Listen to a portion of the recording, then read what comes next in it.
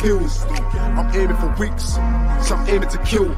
Set up in the men's, don't give a fuck, you can still get drilled. All I wanna do is crush that porn.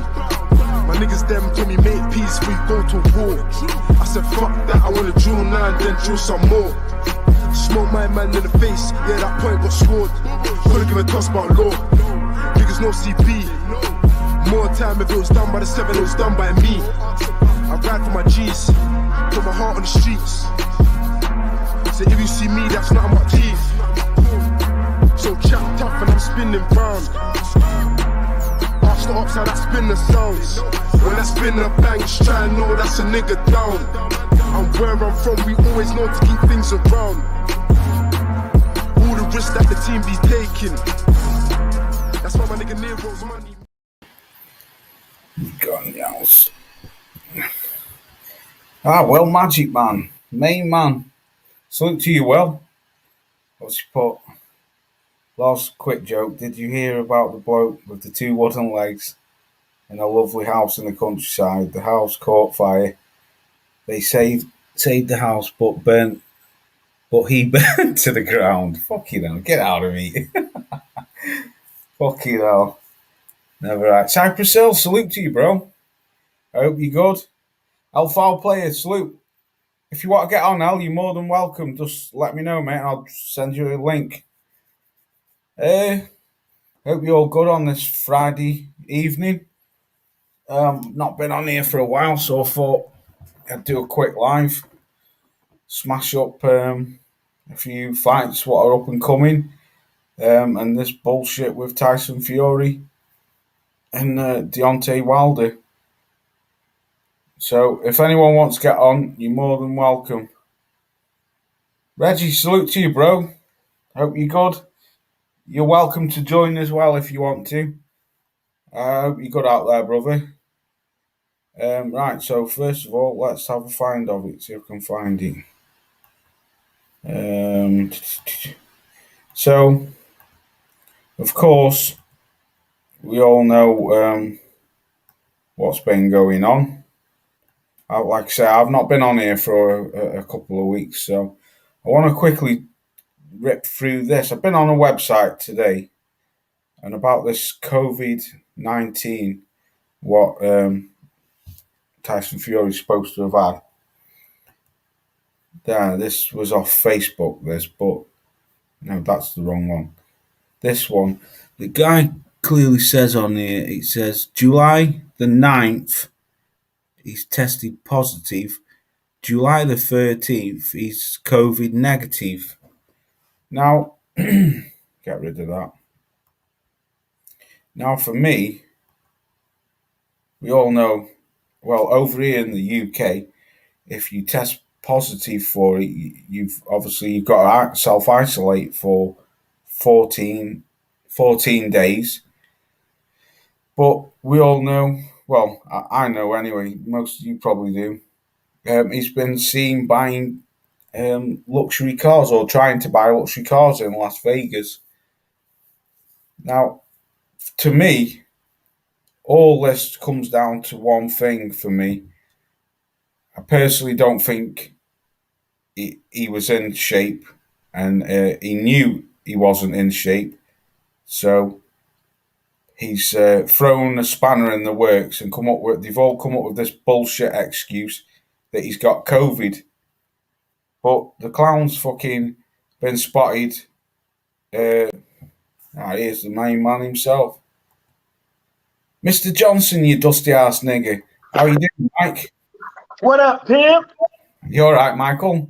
Shit, yeah, just barbecuing some ribs and shit, you know. Good man. Sounds good. So, Mike, just talking about this so-called COVID-19, what Mr. Fury's had.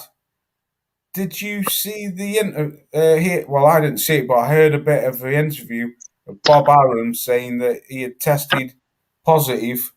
Rob Sportsman Lee, salute to you, bro. But I just put what's well put? His flabby love handles must weigh 30 pounds. Yeah, well, this is what I'm trying to say. Salute to you, Rob. this is what I'm trying to say. He's thrown a spanner in the works because he knew he wasn't ready, and he knew that Wilder was ready. And me personally, I think he knew he was going to get knocked out, or could potentially get knocked out. So they've thrown a spanner in the works. But Mike, is this true? What I think I can remember you saying something about this, about the arbitration, that don't the courts have to make the date, or is that false? Yes, that is true. Yeah. So where does this October the 9th come from then, Mike? It came from the arbitrator. Oh, right. So it wasn't... They had to, Shelley and them said they went to go talk to the arbitrator to see what they can do for the date to extend it. Right. But the thing is, though, Mike, don't you think that this gives him more time to prepare himself for the fight? Yeah, but at the same time, it's like, I'll put it to you like this: if it is indeed, because nobody knows when he had it, nobody knows when Tyson Fury had COVID, or when and how long he had it, when he stopped having it. Only thing we have is reports. The sources says this, sources says that, and I don't think. And Tyson Fury got an interview coming up, and I'm really interested to see if he would really hit on that, because he said that. You're a bit quiet, Mike. Huh? You're a bit quiet. You're going in and out. Can you hear me? Yeah, I can hear you, but you're just a little bit quiet. That's all. No, because I was moving around. So he said in an interview that the things that you say in these interviews can be held against you in the court of law. So I'm pretty interested to see when he says that he had COVID and when he didn't have COVID. Because if somebody can prove that this dude never had it, or had it for X amount of dates and stuff like that, it could look bad for him. But I'm not insinuating whether or not he had it, he didn't have it, or anything like that. I'm just hitting on the things that are, could be possible, and it could be possible that he didn't have COVID. But Tyson Fury's style is a fucking gimmick. I hope people know that. It's a gimmick. And gimmicks don't work all the time. And we've seen it. He cannot call himself a cheater. When it goes and gets tough, he start using elbows. You know what I'm saying? He starts using elbows. He starts raking people's face. You know what I'm saying? Starts choking them and all type of shit, right? So you can't you can't say that whether or not he's a cheater or not, it doesn't matter. The dude, he fucked up. He's the head honcho of his team and all that stuff, and he allowed somebody to come in there with COVID. It could have been him. It could have been somebody else. Obviously, Tyson Fury has showed that he was doing a lot of moving around, so you can't rule out that that is not his fault, that he didn't bring it in there. No, but the thing, I understand what you're saying. I salute to you, Volts. Volts UK, salute to you, bro. Hope you're good. Yeah, but that's the thing, though, Mike. You see, to me, all this boils down to me, basically, Mike, is I don't think he was ready. He wasn't in shape. So they've come up with to me, they've come up with an excuse that he's got COVID. So they've postponed the fight to give him time. Obviously, it's a great, because let's not forget, Mike, a hell of a lot of these, I mean, I know COVID's a worldwide thing. Boxers are going to get it. Of course they are. Or people in their training camps, or family members and stuff, so on and so on. But for me, Mike, if they had COVID, why is he spotted in Las Vegas a few days later, looking at luxury cars and stuff like that? I mean, I've got a video what I could play on here, but it'd be that long, you'd be bored of it. All it was like comment. I screen recorded a comment section from a website or Facebook, but the majority of the people what were on there were British people, and now even they're onto him now. They've had enough. There was obviously other people on there, but from other countries, but a lot of people I was reading it, they were from the UK, and even they were saying like they've had enough. I mean, I was reading one comment made me laugh where he's won this award from ESPN for Fighter of the Year, and some guy said, "How the fuck can you win a fucking award for Fighter of the Year when you haven't even had a fight?" He said he might have won Virtual Fighter of the Year because, do you know what I mean, Mike?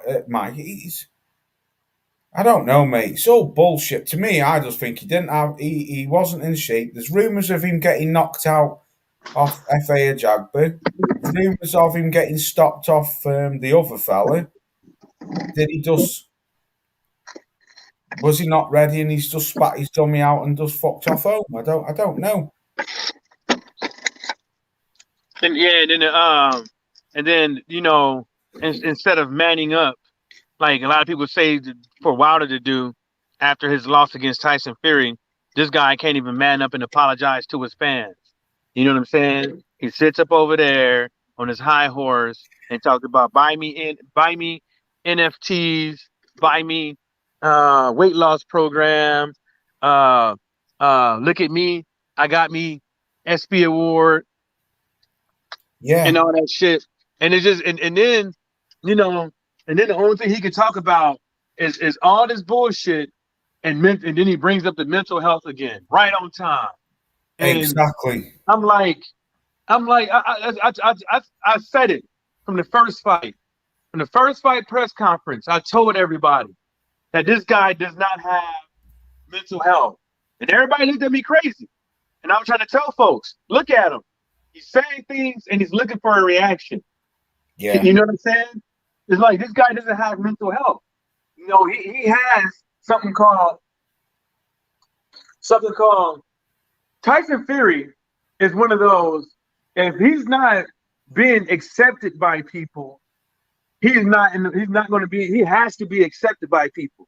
Yeah. He has to feel accepted by people. For him, bang on. Yes, Michael, bang on. He's one of them people who needs to be loved.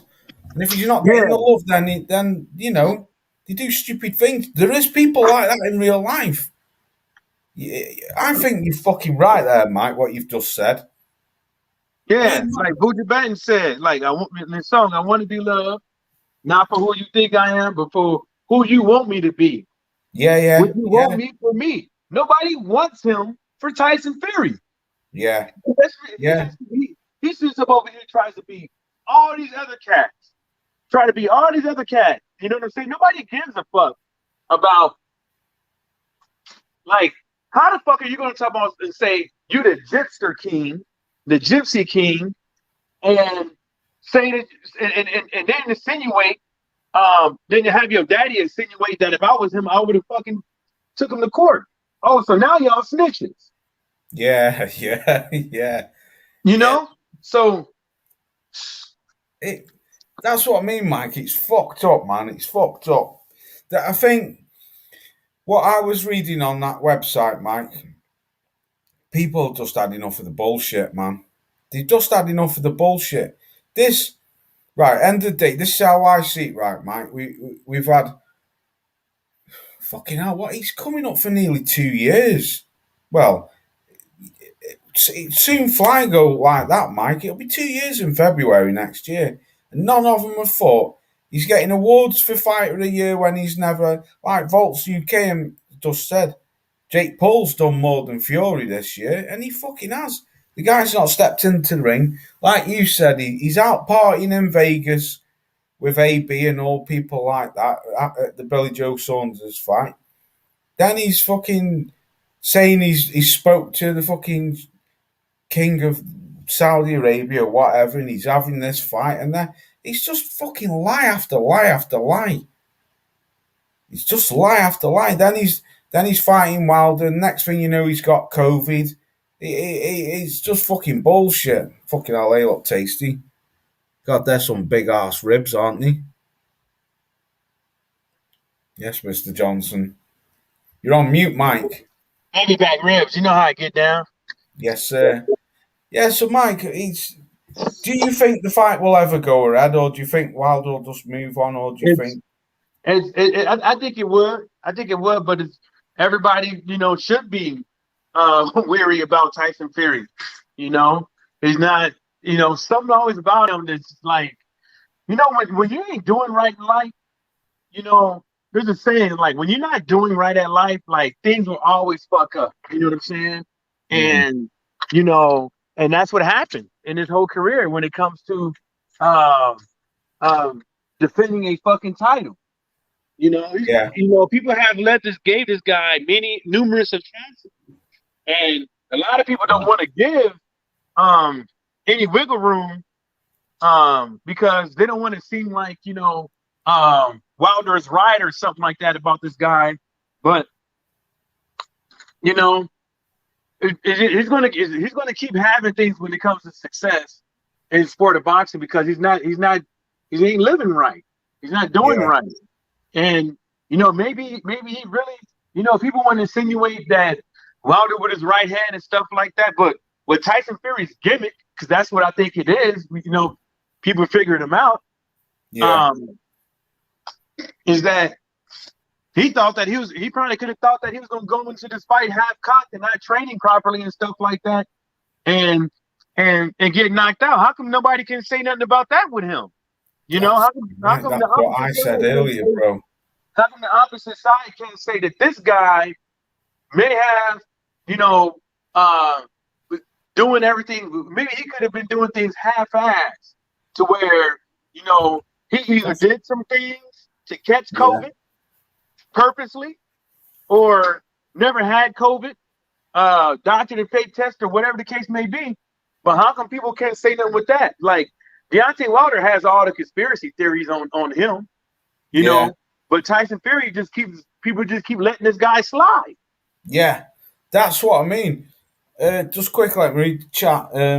Well, Magic Man's put, why I see it, either Fury's messing with us all, or he's losing it again. Yeah, that's what I'm saying, Will. I don't think he's fucking stably right. I don't. Something is. I'll salute to you, Mo. If you won't get on, you're more than welcome. I'd like to chop it up with you, actually, on this subject. I'm going to send Mo a link just in case he wants to get on. Just let me invite him. Gmail. Yeah, why you do that? Another thing is that that's the reason why computer. I don't believe he has mental health. I think Mike. This is what this is what I think. So, Mike, I think you're right, mate. I think it's all a cover up. I'm gonna explain to you why I don't think he has mental health. Because, every time something bad happened to this guy, it was fucking pressure. Yeah. And pressure bust pipes. This guy, he can't. It seems that Tyson Fury can't deal with pressure.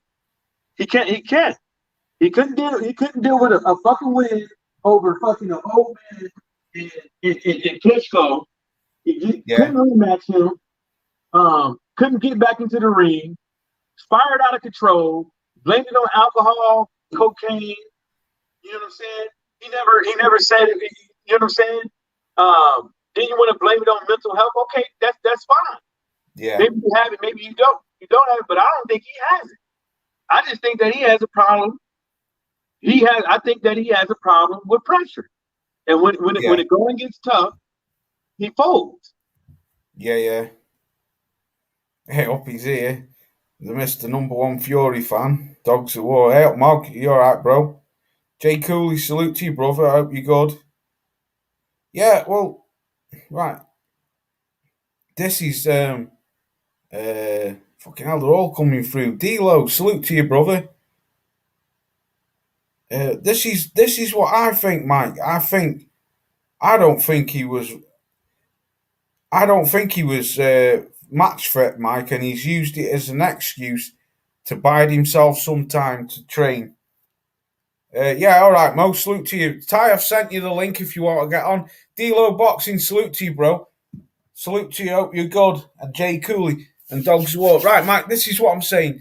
This is how I see it, right, Mike? And I hope someone, if anyone, Mike, can you drop the link in the chat, bro? Because if anyone wants to get on, they can jump on and we can chop it up. But this is, thank you, Mike. This is how I see, right, Mike? Yeah, Mike's going to drop it in now, D-Lo, if you want to get on. This is how I see it, Mike. I see as he's not ready, so they've used this COVID as an excuse to bide himself time to go and train. Whether it's true or not, he got knocked out off F.A. Ajagba, or he's got stopped off Gerard Anderson, or whatever he's called. I don't know. Something's not right, though. I picked up on a picture of him a few days ago, and his face sort of looked like all bruised up. Has he been getting that work in the gym? But for him to have COVID, and I did watch Mo's live a couple of weeks, was it last week or it might have been midweek where Mo did a live stream. I did see where Mo put something about Joseph Parker was at that MMA fight, the Conor McGregor one. Yet he was in camp with Tyson Fury.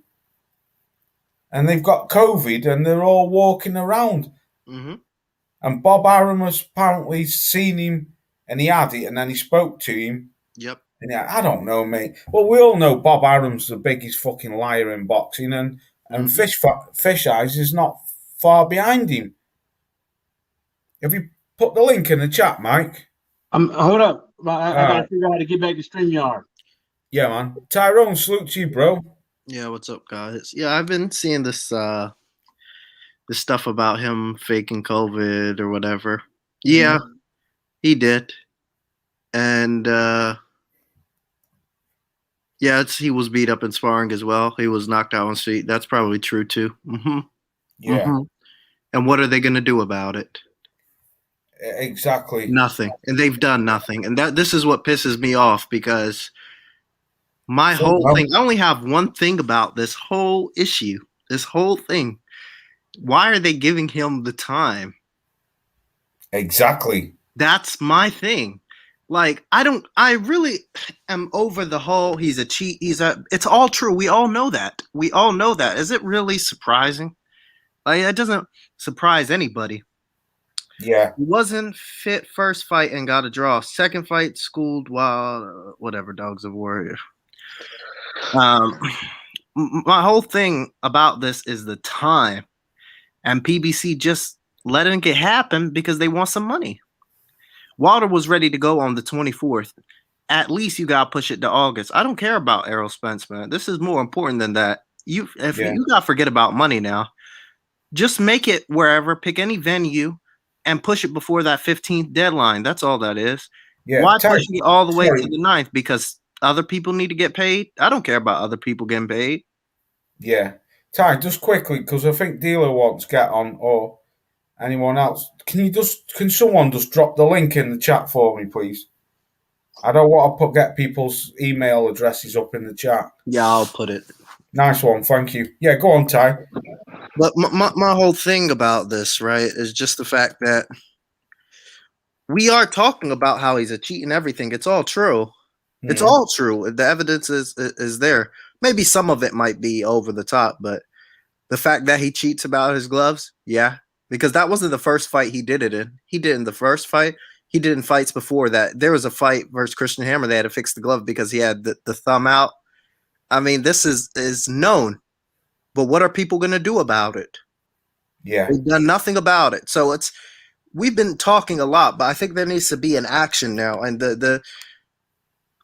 why BBC allowed them that October 9th is just ridiculous to me. He should have never got the October 9th deadline. They should have put him in August, September at the latest, and then got it over with. And he would have lost, and then we'll see how much it is to take a loss for him because at the end of the day, he's somebody who, and people like this, it doesn't matter how they win. They'll do whatever it takes. And I said this guy was a bum fighter before the Wilder fights. I said it before the second fight too, right? Yeah, you did. Yeah. I'm not about to sit here and big up people's opponents just because I like the fighter. You know what I mean? I'm not into all that. I don't care about taking away from people. If somebody lost on bullshit, they lost on bullshit. Like I'm not the biggest McGregor fan, but he lost on bullshit. He broke his leg. That guy Charlo, the Highland guy, right? Yeah. Fucking that guy had no legs in there. You can't give him that win. And Fury, the second fight, like, was Wilder really right in there? How can anybody give Fury that win? Really, he was all over the place. Like, Wilder could not move. So it's just about calling it how I see it. Yeah, well, just quickly before I bring Mo in, D-Lo, do us a favor, bro. Well, I'll do it right now. The only reason I didn't do it was because of the background noise. Yeah, sweet, nice one, Tyro. Like that. Before, I'll do it right now. The only reason. Before I bring Mo in, right? This is what I'm talking about. I mean, I'm not taking nothing away from the guy. The guy can box. He's an heavyweight boxer. He's not what they make him out to be. He's not all that. This is what I was going to say to you, because fighter. I've taken some screenshots from a UK Facebook boxing page, and the majority of the people in there are fucking going in on him because they are sick of the bullshit. Now, for me, quickly, because I want to bring Mo in, I think that he never had. I mean, I don't know whether he did or not, but whatever has happened, it's sort of. Well, I basically don't think he was ready. Just let me read this quickly. What Moggy's put, and I'm going to let Mo talk, and then bring D'Lo in. He's put, "You're talking no facts over Fury cheating, just opinions. Nothing's ever been proven." Yeah, but I mean, I'm not sitting here saying that it puts him mega over the edge. It makes the biggest difference in the world. No, but what I am saying, he does do it with the gloves. He is a dirty fighter. Like Josh Taylor. Josh Taylor is a dirty fighter. There's tons of dirty fighters in boxing. Right. Go on, guys. To you. How you doing, lads? How you doing, guys? The guy's name, I can't read his name. Yeah, Dogs of War. Obviously, he's a big Tyson Fury fan. So Fury obviously can't do no wrong. So regardless, there's no point arguing with him. Apparently, he wasn't. Laws told me that he was he hated him before. He was an AJ fan years ago. And then that's my other mate. That's my other mate. I keep telling you, unless I say something wrong to you. All right, so that's the guy. All right. Okay. Well, at this stage, there's no. I can't see how anyone can defend Tyson Fury, regardless of how much of a bigger fan you are. At the end of the day, the guy has let the boxing nation down big time. Massive fight. It's supposed to be happening next week. Apparently now it's not going to happen. People lost a lot of money. Fury, obviously with the gloves and all that, like clearly you could see the videos, the images on the clips that people been posting, those are not lies. The Christian Hammer video that's going around the internet when the referee was telling Tyson Fury to fix it, his gloves and all that. There's so much evidence with the Nacho alone, the depression stuff. When he said that, he said recently, like, whenever I'm the Gypsy King, I'm not depressed, I'm not suicidal. I've got nothing wrong with me, but when I'm not the Gypsy King, I'm absolutely depressed. Come off of it. You can't play with depression. The guy is clearly a fraud, so you can't really defend him at this stage. There's no point defending on him. I went on Tyson Fury too much. I think Tyson Fury at this stage, he should just retire and get out of boxing. He's a time waster. He's a money waster. A lot of people spend a lot of money to go see this fight. Now they can't even get it back. They can't get the flights money back. Some people are saying like they can't even get their hotel money, the deposit back. So he's wasted a lot. He wastes a lot of people's money and time and effort. So the guy is just at this stage. I don't know how anyone can defend this guy. How can Dogs of War defend this guy is beyond belief. But I'm just pissed off because we're not going to see that fight next week. It's such a shame and such a shame. But yeah, D'Lo, go for it, mate. Yeah, salute to you, D'Lo.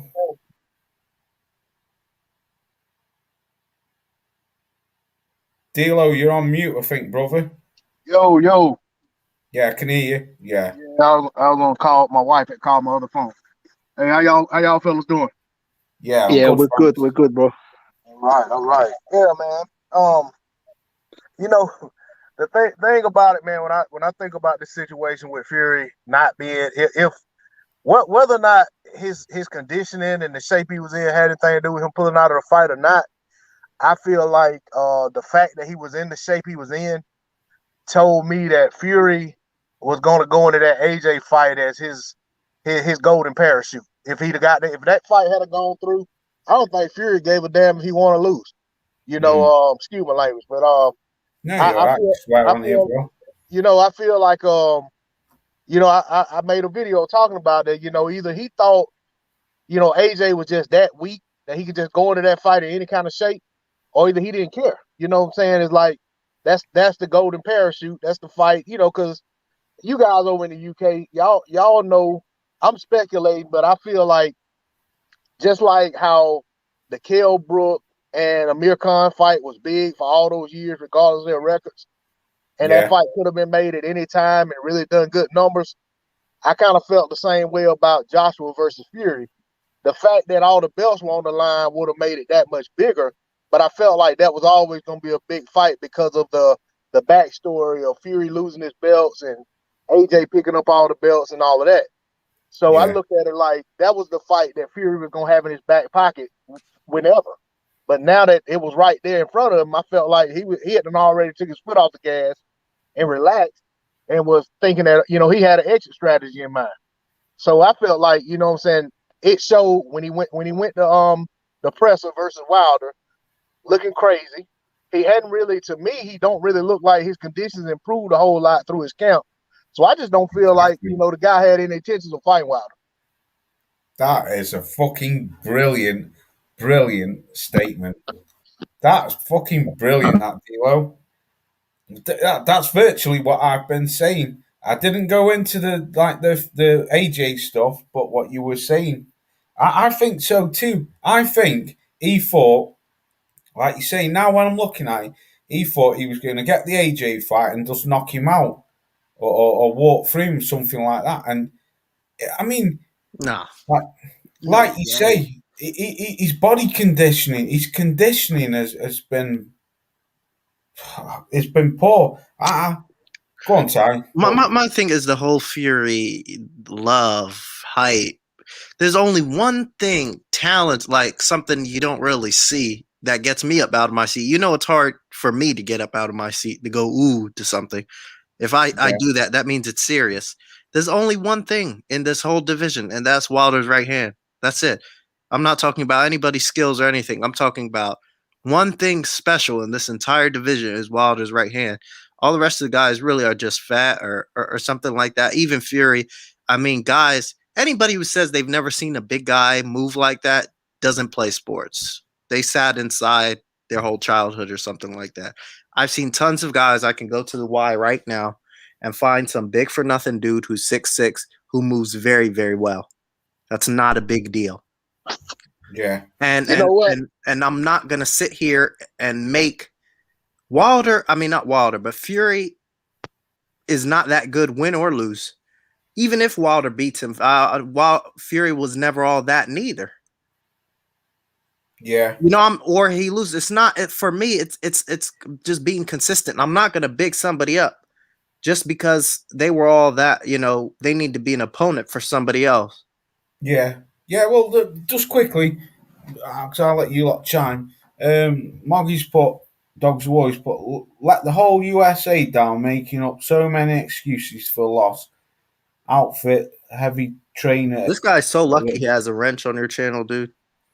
No, but the thing is though, with me, Tyrone, I'm not going to stop people just because they've got different opinions. Well, for starters, I know Mog. I know him. I used to work with him. I've known him a long time.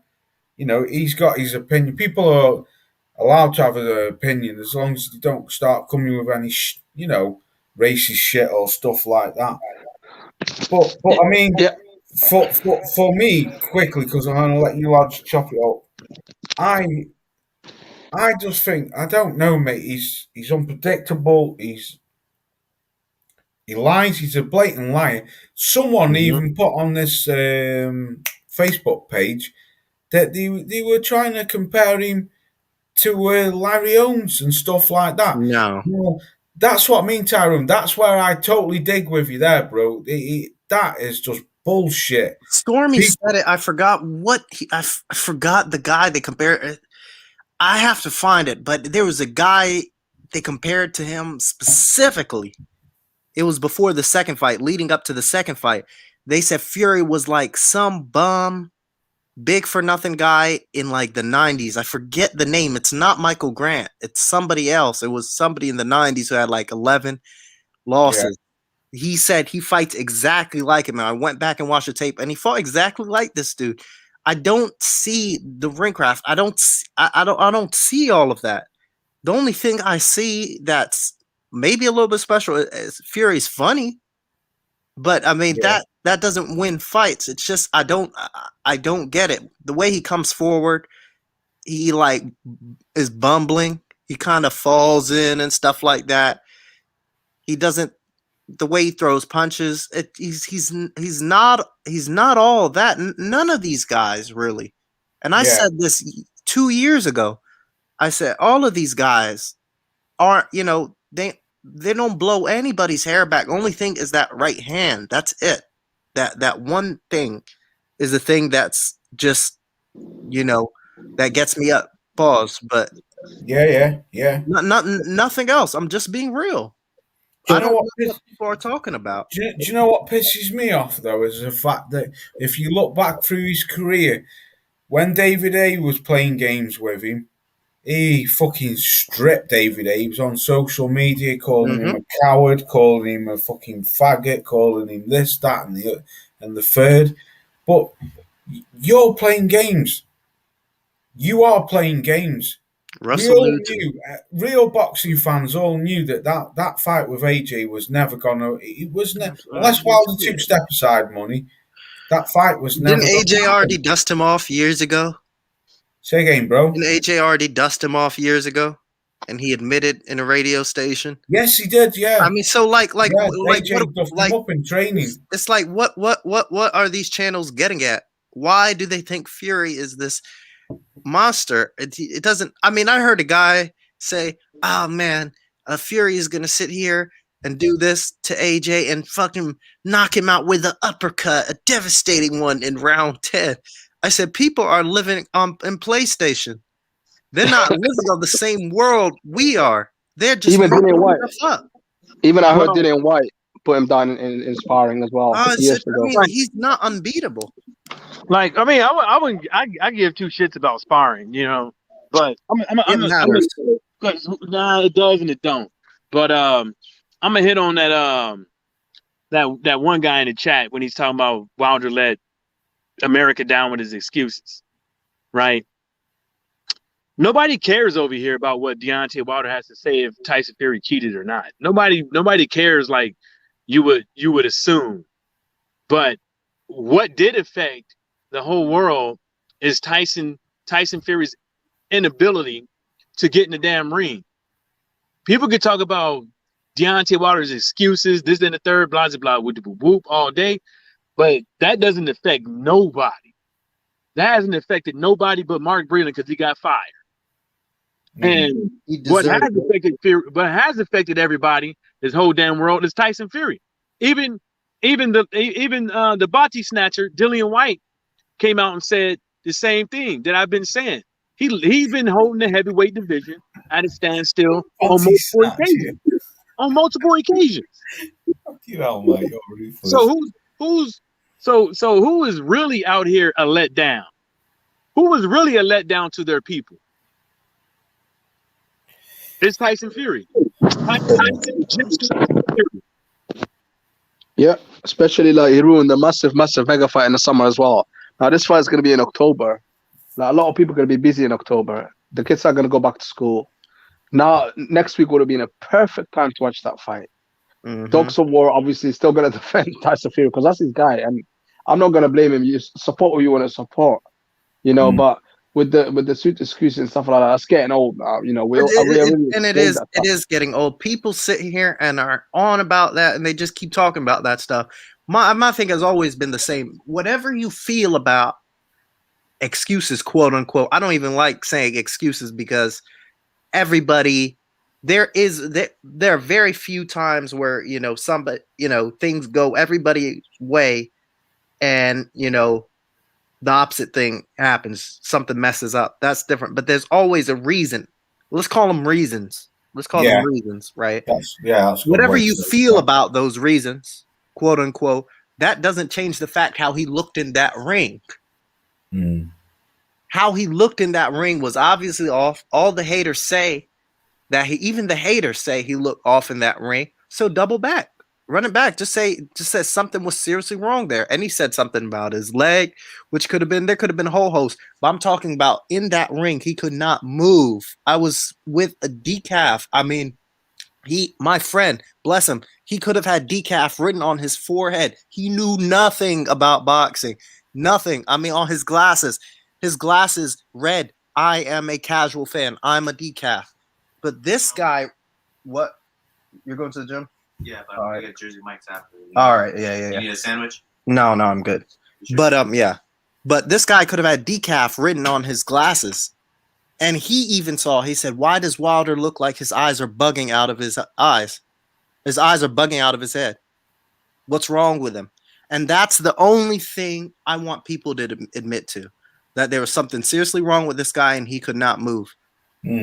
If you want to make a prediction about the third fight based on the first fight, I don't blame you.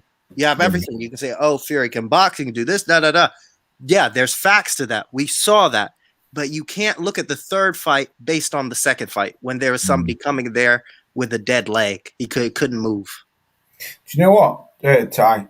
You at a good point there, mate. You look at Wilder's face when he took that helmet off, and you look, because I've watched both of them, and you look at AJ when he fought Andy Ruiz when he came into the ring. I think they've both got similar faces, like that something was wrong. They knew something was wrong with them. I mean, I don't know about all that shit. I don't go down that road, but I understand what you're saying. Something was off that night with both of them fighters. Most definitely.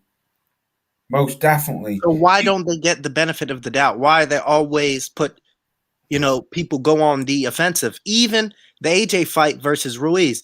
Do you ever see me say he got his ass beat? I hate that word. I hate that word. Said that. Yeah, I hate that word because people who say that can happen to them too. Yeah, and another thing as well is like this depression stuff that's getting on my nerves right now because nobody has ever questioned his depression because how can he say when he's the chip seeking he's not depressed? You're either depressed or you're either not depressed. Doesn't matter whether you're chip seeking. Yeah. You're still the same person. It's just crazy, like some of the stuff like people say. I remember for the what was it? The AJ Ruiz rematch. Yeah, you said AJ would win the rematch. Sorry, say again. You said AJ would win the rematch. Everybody was still on the high of Ruiz. Yeah, I did. Yeah. And I said the same thing about I don't like Dillian White. I think Dillian White is a bum. He's a trash fighter. He's not all that. But I said he'd beat Povetkin too. So it's why people do this only with Wilder. That's what's annoying because they think that Fury is this god and he's not. Yeah. I think the energy on Fury, I don't think they keep the same energy. To be honest, I'm not gonna lie. And I don't know where this love comes from. Fury never used to have fans, but as of recently, he has a lot of fans. But I remember being on the internet back in 2017, and I hardly heard anybody talking about Tyson Fury. Most people used to talk about AJ or Wilder, but recently it's all about Fury. What the hell? Where were these people? It's just You know what? And I don't want to argue with them no more. That's why I don't argue with them. You know why I think it is with Fury? Yeah. I think, I don't know if this is a stretch or not, but Mike Compinger, Dan Raphael, some of these middle-aged, balding, white men, I'm sorry, I have to go there. They see themselves. Your opinion. No, they see themselves in Fury. They see their fat rolls, and they see their belly rolls, and they see him balding. He looks like them. He is them. And to see him succeed by hook or crook, that's what they want, and they'll keep pushing that narrative. Mike Compinger now, by the grace of God, finally got a job that pays him at ESPN. Probably still not well, but you know, he's making by in his mom's apartment. But yeah, and you know what? Yeah, BBG is actually making a great point. Yeah, he's actually talking to you, Loss. He's saying, Fury fans are Wilder haters, and actually that's a great point, because that's what I was talking about. Because I never used to see Fury fans, and I remember back in 2014, Fury was saying that he's got few new friends now. He said that. Yeah, he said he has some ass lickers, but he has. It's a demographic. It's not all white people. It's this specific type of white man. It's the guy who's middle aged. He's seriously balding. He can have the same circumference of fat rolls like Fury has. He has the same titties, so they see him themselves as another Fury. So that's why they're so proud of him, and that they'll defend him. I have to agree with you, because there's no other way I can think of it, and that's the only way. That's really what I didn't think of that, but maybe you could be right. Have you noticed Mike Compinger looks like Fury took a shit and put him out? He does actually. He looks like his autistic like clone, like his autistic stepbrother or something like that. Let's bring in D-Lo and see what he's got to say. Just before you come in, just let me read these comments. Dogs put Russell's put a white man with hair. I've lost that bit there because I was texting. Dogs Awards put white just raw, loves brawl people like it. I mean that's cool, I guess. He said white's just raw and loves to brawl. People like it. Right, I agree with you. Yeah, people do. True. And Ralph Sportsman Lee says Paulie is a friend of Fury's. Another guy, white, balding, middle aged. There you go. And a racist. Mm-hmm. A known racist, Paulie Malignaggi. Will's put Ruiz. Looks like he's lost some of his punch resistance in the Areola fight. Yeah, he did. Too like them, maybe he should get that fat back again. Yeah, D-Lo, go on, bro. I'm gonna go for a quick smoke and let you chop it up. Yeah, I was just gonna say, he does look every bit of a 55, 60-year-old middle-aged white man. So, but you know, one thing I will say about that Wilder fight, that I haven't spoken about it on my channel. I haven't heard anybody else speak about it, and I'm not saying that it was done intentionally. But I looked at the first fight for the second fight, for the first time. I've rewatched it for the first time. Let me rephrase that. And one thing I noticed that I didn't notice when I watched the fight live was when Wilder, after he took his helmet off, of course, he looked, a little out of sorts. But then when he went to the corner and JD has put the Vaseline on his face, he actually put it in his eyes. And you'll see Wilder trying to wipe it. Of course, he got gloves on, so it's not really coming out. But, I feel like that played a part in the, initially why he was struggling so much as well. And I'm not saying this to give him another excuse, just an observation that I noticed. Like I said, I rewatched the fight for the first time, probably about, right around the time that they announced the third fight. So it was kind of strange to, watch that and notice, realize that I missed that when I watched it the first time. So Wilder had a lot going on in there. You know what I'm saying? I'll just say that I don't think we'll ever see Deontay Wilder look like that again in a fight. So I agree with the assessment that if they're basing what they think the third fight would play out like off of what they saw in the second fight, then I think they're looking at the wrong fight. I think if you want to gauge how the third fight may go, you got to start at the first fight, because I just don't feel like we'll ever see Deontay Wilder look like he did in that second fight again, no matter who he's fighting, unless he's like fights until he's like 50 years old or something. Yeah.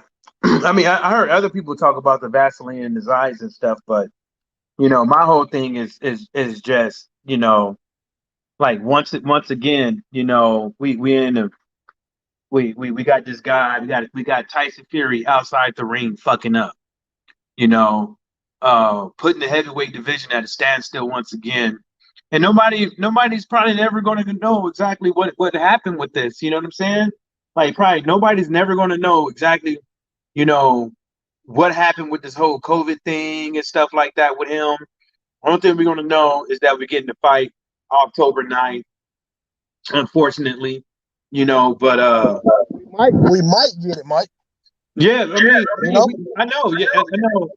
We that's how everybody is. You know what We're I'm saying? hopeful. I mean, think about it, man. People aren't okay. Those same people who went ahead and bought tickets, you know what I'm saying? Can you see those same people going out buying tickets in advance now? Unless they just got a rain. It's not just buying the tickets. It's like, if you live out of if you live to where like you got to get a flight and a hotel room, right? I don't see people doing it again. They already lost money. Yeah, I think a lot of people said they talking this talk about the ticket sales. To me, you hurt the ticket sales because you know what I'm saying. For one, it's not as good a time of year as, and somebody said this earlier. A week from now is a prime time to have a big fight out in Vegas. October, while it's not the worst time, it's not as big a time for that fight to be made. People who got kids to leave at home, things like that, that have school and all that, they're out for the summer. You can make plans to just go to Vegas for the whole week. Yeah, but like I said, it like the ticket sales was just an out for people to put it back on Deontay Wilder. Yeah, I don't believe all that was. All that was just the out. You know what I'm saying? There's reports that they did 13 million out of 20 before all this stuff occurred. So, it's just the out for people to say, hey, Deontay Wilder can't sell. We got to bring some bricks in and this and the third, blah, blah, blah, woo, woo, woo. A whole bunch of to say a whole bunch of shit that don't mean nothing. They sold $13 million worth of tickets. They were gonna sell more tickets between now and the time the fight happened. I mean, that's just how it works over here. And even if they only sold 13 million worth of tickets and they weren't gonna sell another single ticket, that's not a failure. Most of the money was gonna come in on the pay-per-view. See what I'm saying? But yeah, you're right. I think that's just an out, and it's really not so much to put Wilder down. It's an excuse to say, well, Tyson Fury did this because of XYZ, and it wasn't because he did what the promoter asked him. At the end of the day, the one thing that we know for certain is Tyson Fury pulled out of this fight by choice. I mean, that's just what my position. Why he did it, I don't think COVID had a thing to do with it. You know what I'm saying? So I look at it like, regardless of what excuses they come up with and where they try to point the finger, Tyson Fury made a choice to pull out of the fight. The fact that they're talking about he now tests negative for COVID, to me, that just further substantiates that. I didn't believe it to start with, and I still don't. D-Lo, you coming in and out. My bad. No, I'm just saying that I believe it even less now that they're talking about he's tested negative. I never believed it from the start. At the end of the day, the bottom line is that we know Tyson Fury pulled out of this fight, and that's why the fight didn't happen and isn't happening in July. And that's just, to me, that's just all it is. There's no point in pointing the finger at Wilder or anything on his side. Wilder had to take this man to court to get the fight date. So at the end of the day, it's all on Fury. The onus was on Tyson Fury to make this fight happen once that arbitration ended. And if it didn't happen, there's only one person you can look at, Tyson, or one side. It's Fury's side.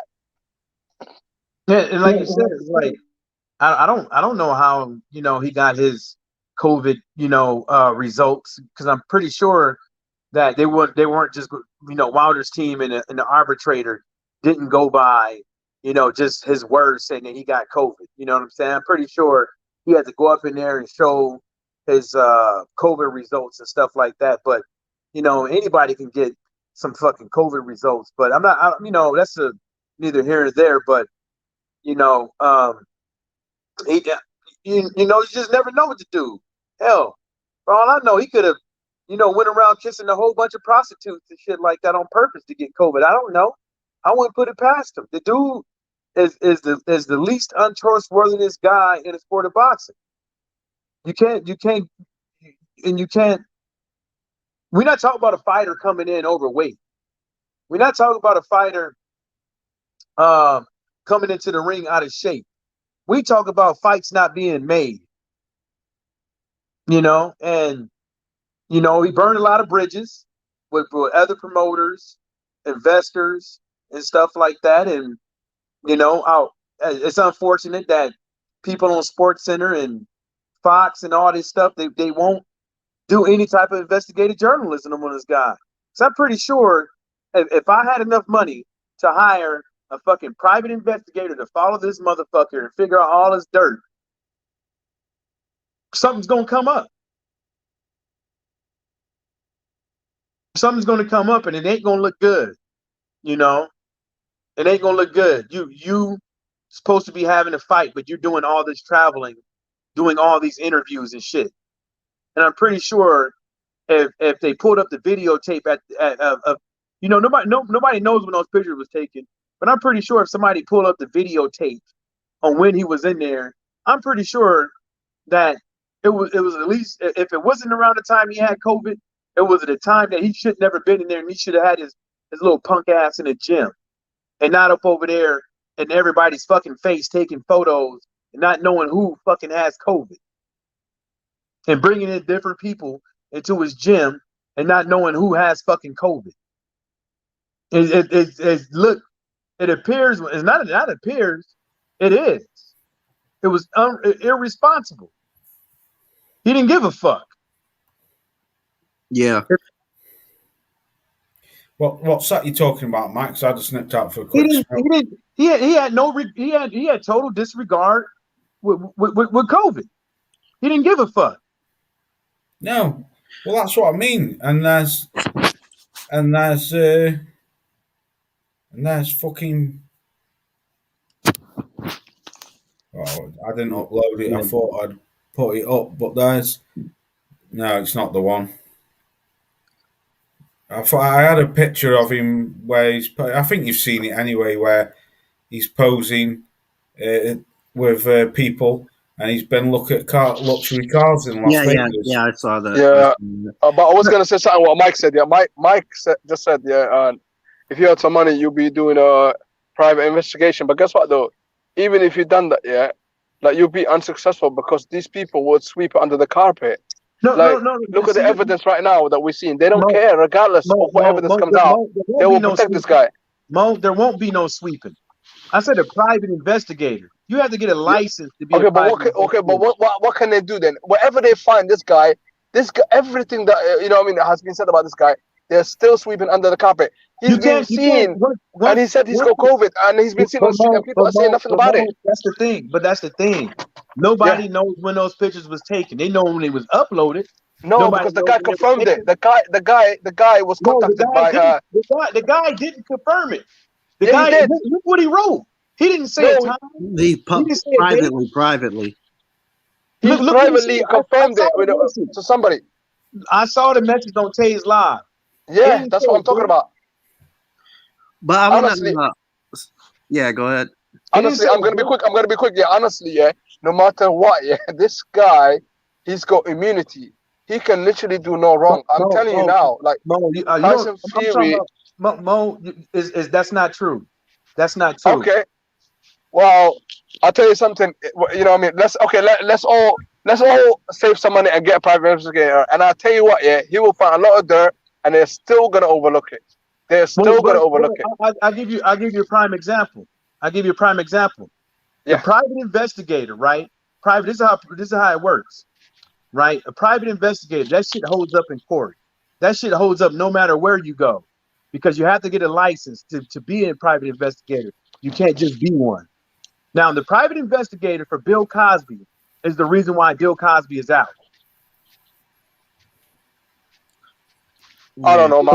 I just don't have no faith in the justice system, to be honest. I'm not gonna lie. No, it doesn't matter because people now know from the private investigator that all that shit with Bill Cosby is fucked up. That's the reason why now he has more leg to stand on in the civil suit because of the private investigator. But what I'm trying to say is like, Loss, what do you think? Like, what do you think about Fury? Do you reckon he's getting away with a lot of stuff and people don't really care? Like, cause look, we all see what's happening with this guy, yeah. So no matter what, he keeps getting away with it. He keeps getting away with it, and the only channels that are really like giving heat to this guy is just me and you, Loss, that are from the UK. Yeah, well, and the rest are hating on Wilder. Yeah, well, this is what I was going to say, Mo. Yeah, I agree. I mean, end of the day, right? I've got nothing against Fury. I've got nothing against Wilder. I've got nothing against any of these fighters. But I do see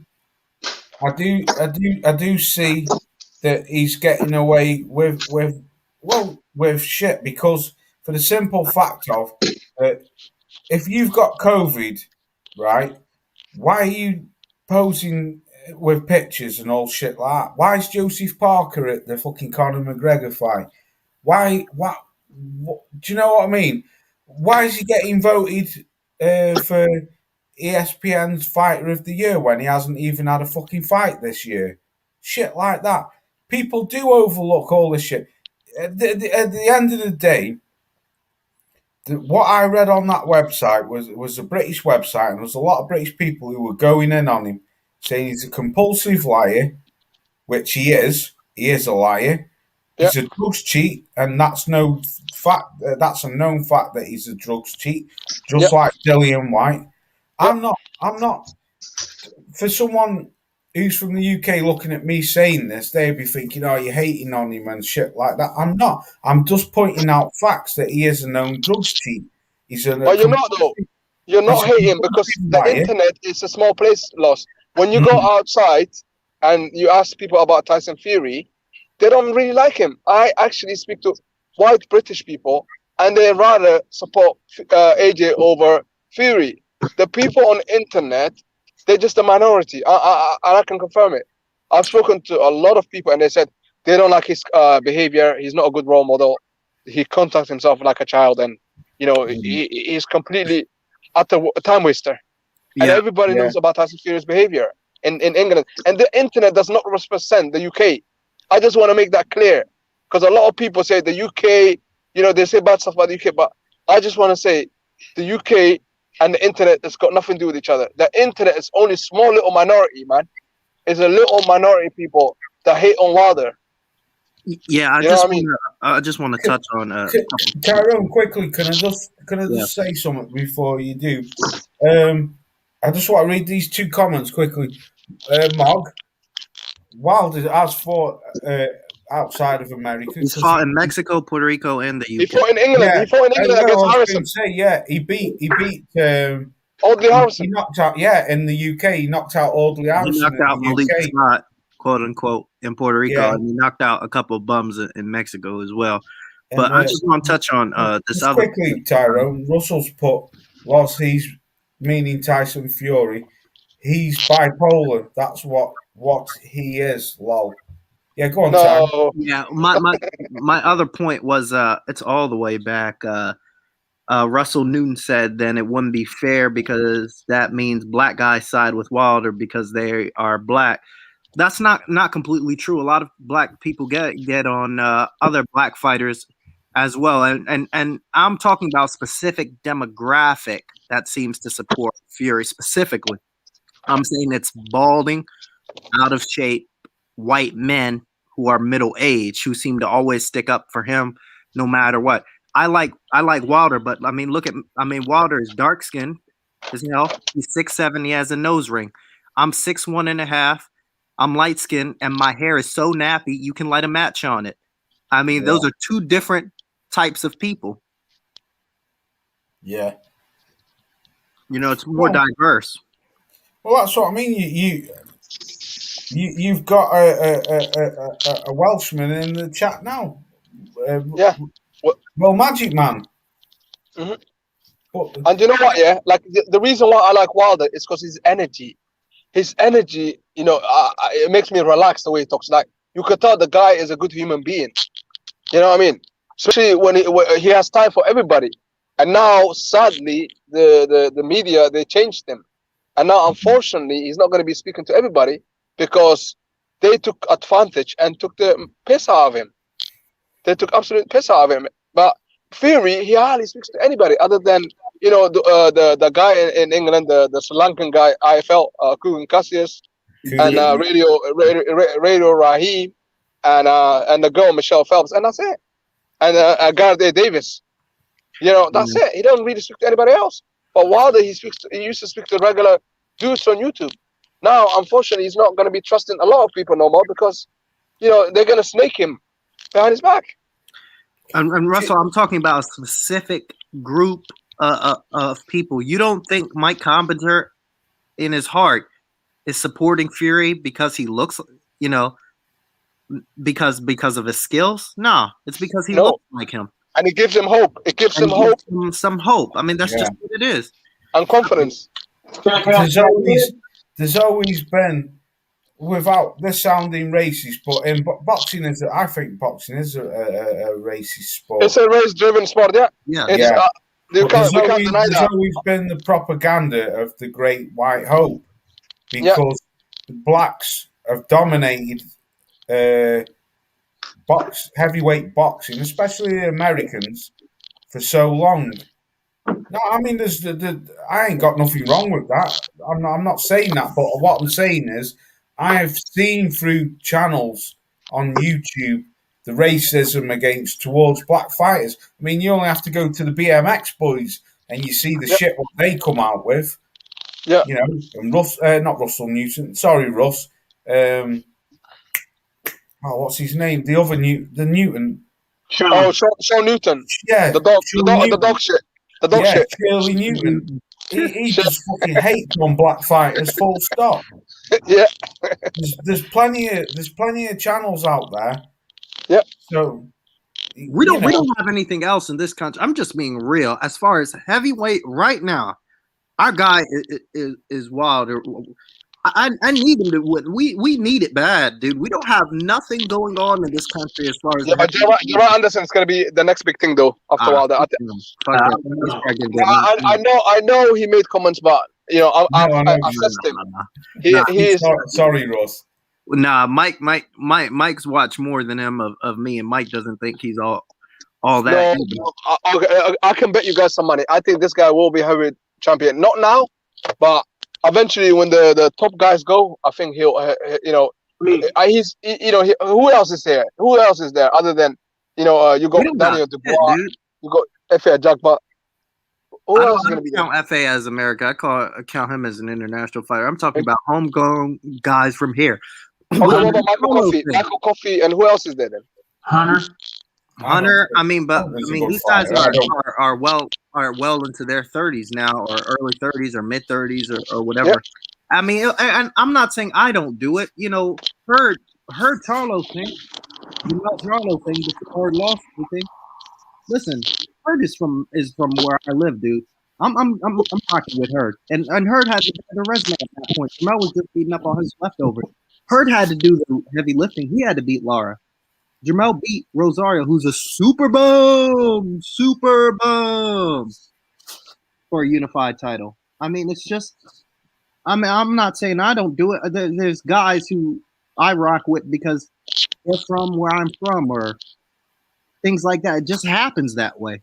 Do you know what, Tyrone? That's one thing I'll give you credit about, bro. And I will give you credit. Over the few years that I've known you, you've always fucking stuck by your guns. If someone's a bum, you'll come out and say they're a bum, and you don't care if you get hated on. You've always been like that. If you think someone's good, you say they're good. Rosario was a mega bum. I should have made a video on it in 2019 when I said he was. I regret that now, because I was the first person, one of the first people to say this guy is ass cheeks. He is dookie. You cannot have a split decision with Jorge Cota. That guy is so bad. Have you seen Jorge Cota fight, guys? He is one of the worst ranked PBC fighter on the roster. He barely knows how to fight. He is so bad. He's so bad. Yeah. Right, let me answer you this question. Moggy, I'm not saying that black fighters... Who said that? Where did he come out with that? Because I said that there's always been this thing of great white hope because black, especially the Americans, have dominated boxing for years and years, which they have. Right, Mog, I'm not being racist or anything like that. What I'm saying, if you look back through the history of the heavyweight rankings, who have been more world champions? The black Americans or white Americans or white Eastern Europeans or Western Europeans or Asians or anything. It's been the black Americans. It's a known fact. You only have to go. I would tell people this, right? To go and watch. I watched it a couple nights ago. I've watched it 5 times already. But documentary on Jack Johnson with PBS. It's Unforgivable Blackness or something like that. That was really good because I mean, he at the time it was the champion Jim Jeffries. He retired, and it took Jack Johnson till he was 30 to finally get a what's it called, a title shot, and he got the title shot. And then Jim Jeffries, that's where the White Hope stuff came out. He had to come out of retirement to beat Jack Johnson, and he lost. So then Jack Johnson went on, whatever, and then finally there was Jess Willard, who apparently wasn't all that either, but he hit him with a monster right hand. Jack Johnson was laid out flat. I mean, but Jack Johnson was out of shape for that fight, and he was getting older. So, it's just been for hundreds of years, dude. It's just a fact. Like Russell's put. I'd seen it somewhere. He's put they are predominantly are, and it is true.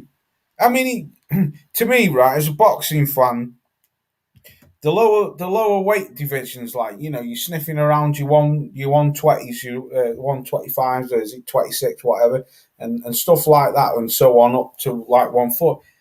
The Mexicans are fantastic fighters. I've always, me as a boxing fan, I've always seen the Americans dominate boxing. They always have done, and they always will do, because they're a bigger country. They just produce better boxers.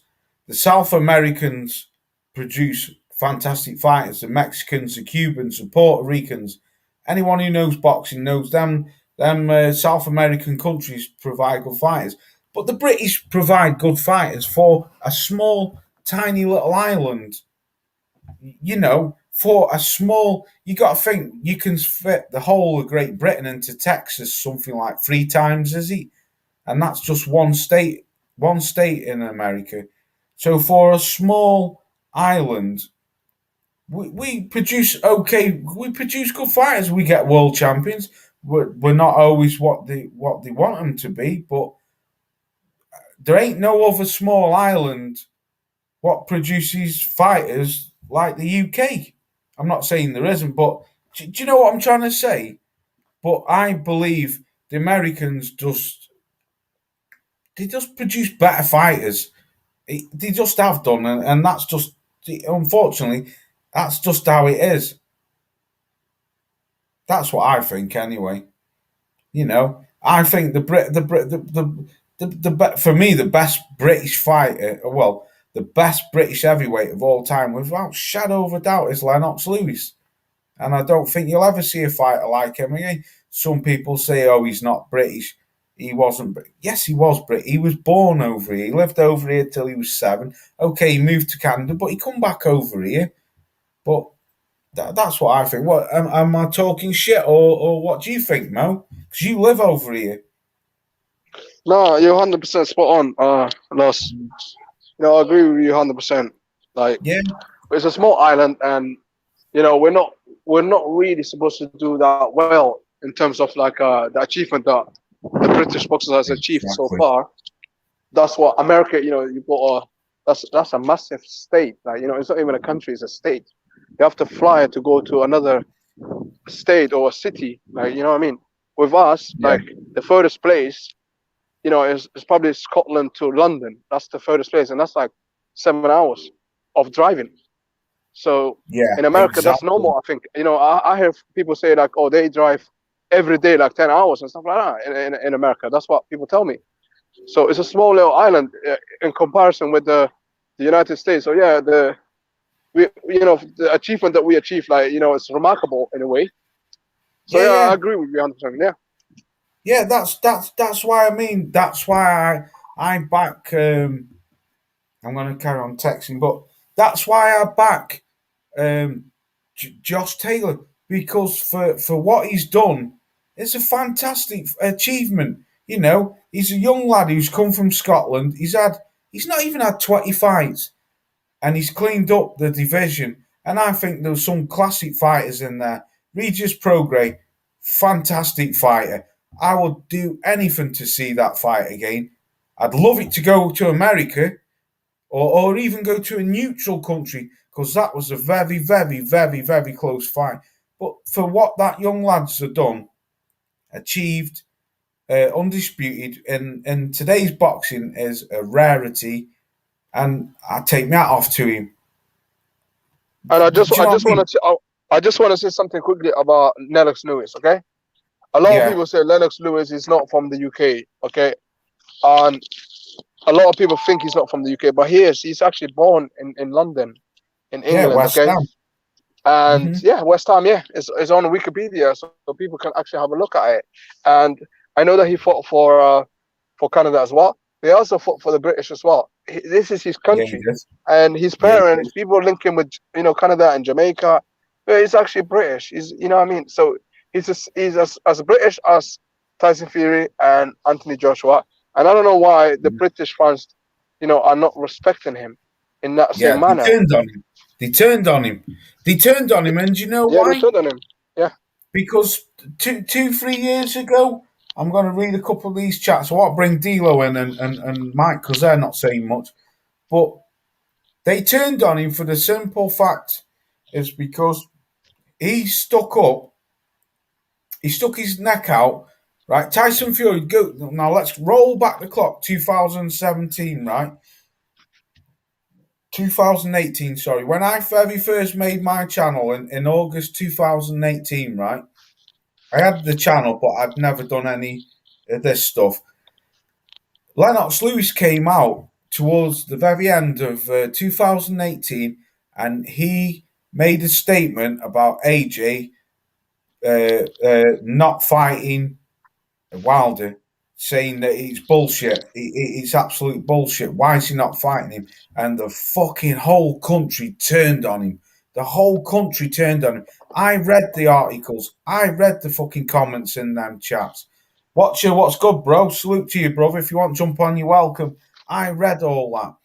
And it was for the simple fact that because he spoke out and said, if you are a champion, I'm just quoting the word, I'm not, you know, I don't know what he said, but I'm just saying, he basically said, a champion will fight a champion. He'll go to any other country and fight him. That's what we did. And the whole country turned on him. I've seen loads of British people saying, oh, he's not British. He's not British. He was. Yes, he fucking is British. He was born in Hammersmith, East London. He's every bit British as I am. Just because he had an opinion, they want to say he's not British. That's the thing. That's the problem with Britain. If you don't agree with the British community, they'll go against you. If you miss a penalty, they go against you. Just like what happened to England. If you're winning, you're all winning together. But when you're losing, you don't lose together. This is the problem with our society. You know, we have to keep the same energy. You know, fucking bang on, Mo. That is. Do you know what, mate? What you've just said is 110% facts. On Sunday, I've just sent it. You fucking bang on there, Mo. I watched that game Sunday, right, brother? And I stood at my fucking window and I had a smoke out the window and I seen Marcus Rashford stand up and take that penalty. He missed. Then I seen the other guy miss and then the Sancho miss. And I thought to myself, You watch what comes. What come after? Holy, like you said on your live stream, Mo, the true colours come out. When things don't go their way, the true colours come out. And they did. They got fucking racially abused. Niggers cost us the fucking euros and shit like that. I see. Well, you know that because I sent you the the pictures what Callie put up on Facebook. Yeah, the screenshot. And that's the thing with this country, because I had a feeling that all the black players was gonna miss, and because I'm a God fearing guy and I believe in God, there was a reason why they missed that penalty, just to show us that we still haven't moved on from racism. That's what I believe, because those players, 9 out of 10, they will score the penalty. Marcus Rashford, he's actually one of the penalty takers for Manchester United, and he usually scores the penalties. He happens to hit the post at that time. Jadon Sancho, he scored quite a lot of goals for Borussia Dortmund. The little kid, Sacco, Bukayo Sacco, he's never taken a penalty, but there was nothing wrong with his penalty. The other players, they are top class players. Jorginho, the Italian guy, he never misses a penalty. He never ever misses a penalty. But guess what? Jorginho missed a penalty. The Italians never turned on him. He's not even Italian. He's Brazilian. Exactly. So, it's sad, yeah. Yeah. It's what's good with you, bro. Right. So, do you want to move on to talking about other fights, or do you still want to chop about this? Might bring deal. He hasn't said much. To be honest, tomorrow we're supposed to be having a undisputed, and it seems like no one really cares about the Chamel Charlo against Brian Castano fight, and it goes to show you that the belts are meaningless right now. The belts don't mean nothing no more. If you're not well known, he's actually Jamel Charlo is actually known as well, and this is surprisingly that everybody is talking about Fury and Wilder, because the interest is not there, and the audience are not really there, for the Jamel Charlo and the Castano. And you know what, Mo? Jumping after me, just quickly say Ramirez. It wasn't even advertised over here. Wasn't on TV. Wasn't on any network over here. Dude, my bad, Mike. Go on, bro. No, what I'm saying is that up over here, undisputed and stuff like that does matter, but it matters who you're fighting against. You know what I'm saying? And if you're fighting, what happens is that if you're not fighting against certain people, then people are just not going to be that much interested, unless you're somebody like Wilder, Tate Davis, and stuff like that. They happen to have their fights on free TV or stuff like or ESPN Plus for not the premium price of pay-per-view. That's just the way it is over here. And I told people that plenty of times, whether that is on Twitter and we going back and forth. I tell them, like, nobody over here cares too much about Undisputed. They want to see the fights they want to see these days. They want to see the fights that they want to see, and 9 times out of 10, boxing doesn't give it to them. You know what I'm saying? And that's the reason why boxing is on a decline. Well, I don't know what quite the status of it is, but it's not in a good place up over here. Nobody gives a fuck. Yeah. But you said though, don't you think, Mike? I mean, I was just looking at what Russell put before. He put big roads over here.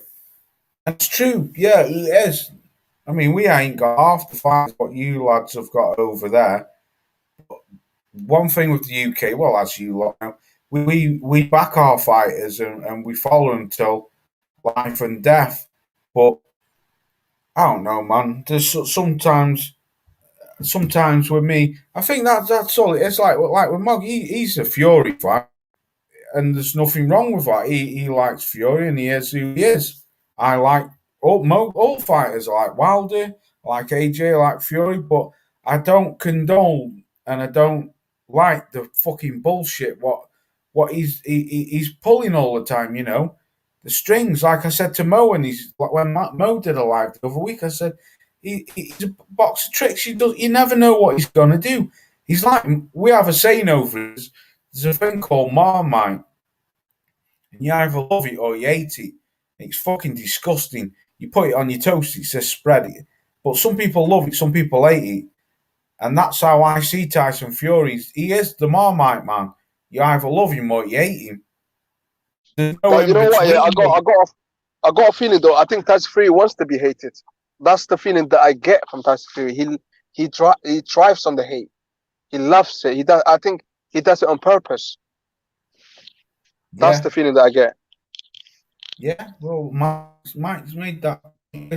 Right, let's bring Watcher in and D'Lo, because I really want to hear off them. Watcher, what's good? How you doing, Watcher? Hey, what's up, man?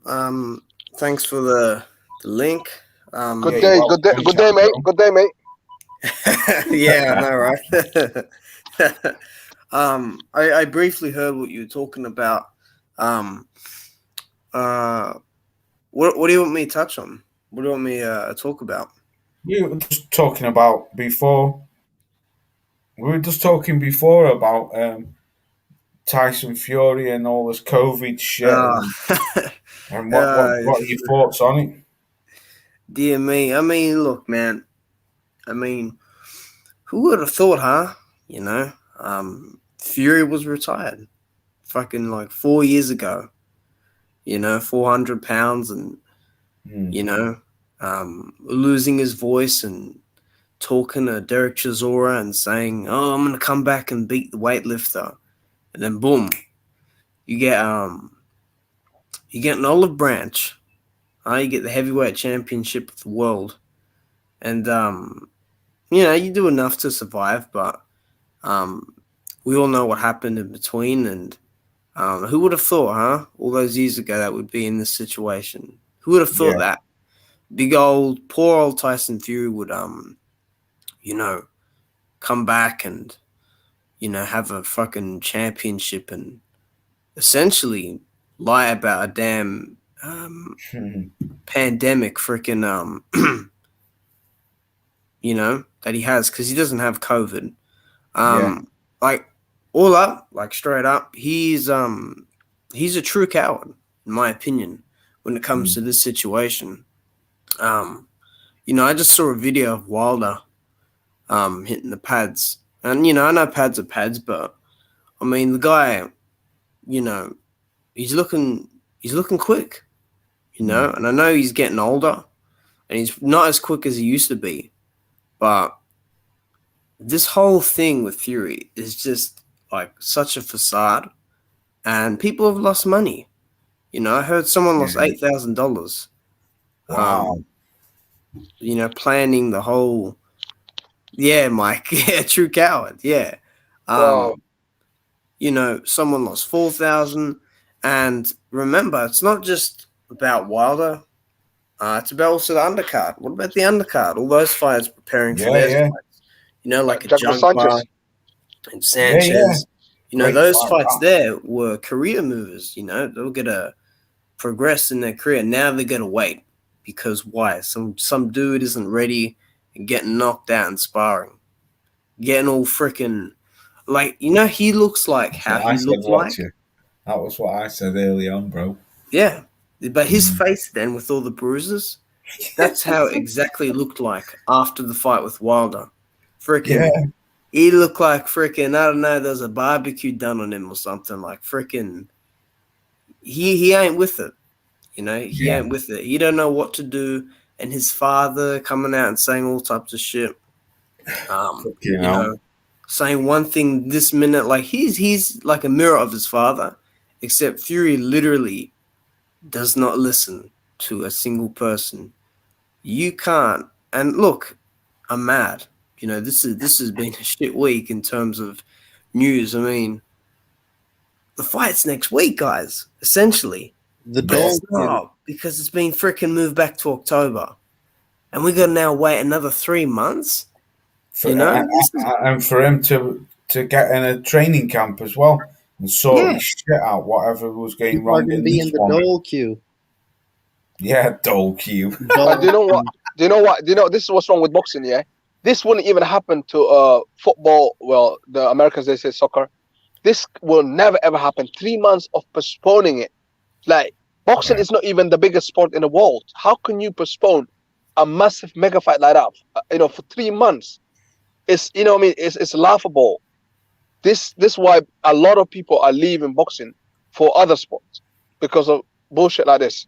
Are we really led to believe that he's actually going to step in that ring October 9th? Because he might even freaking do what that freaking guy did to a Jugba. They looked at each other and then he freaking just walked out of the ring. He just walked like, I'm unsure, guys. Like, that is how sure I am that this fight happens. A real small percent. Because think about it, 3 months, like, the fight got announced in what? Early June, right? For this fight. That was barely 2 months, okay? This is 3 months now. What do you think Fury's going to manage to do within this 3 month time period?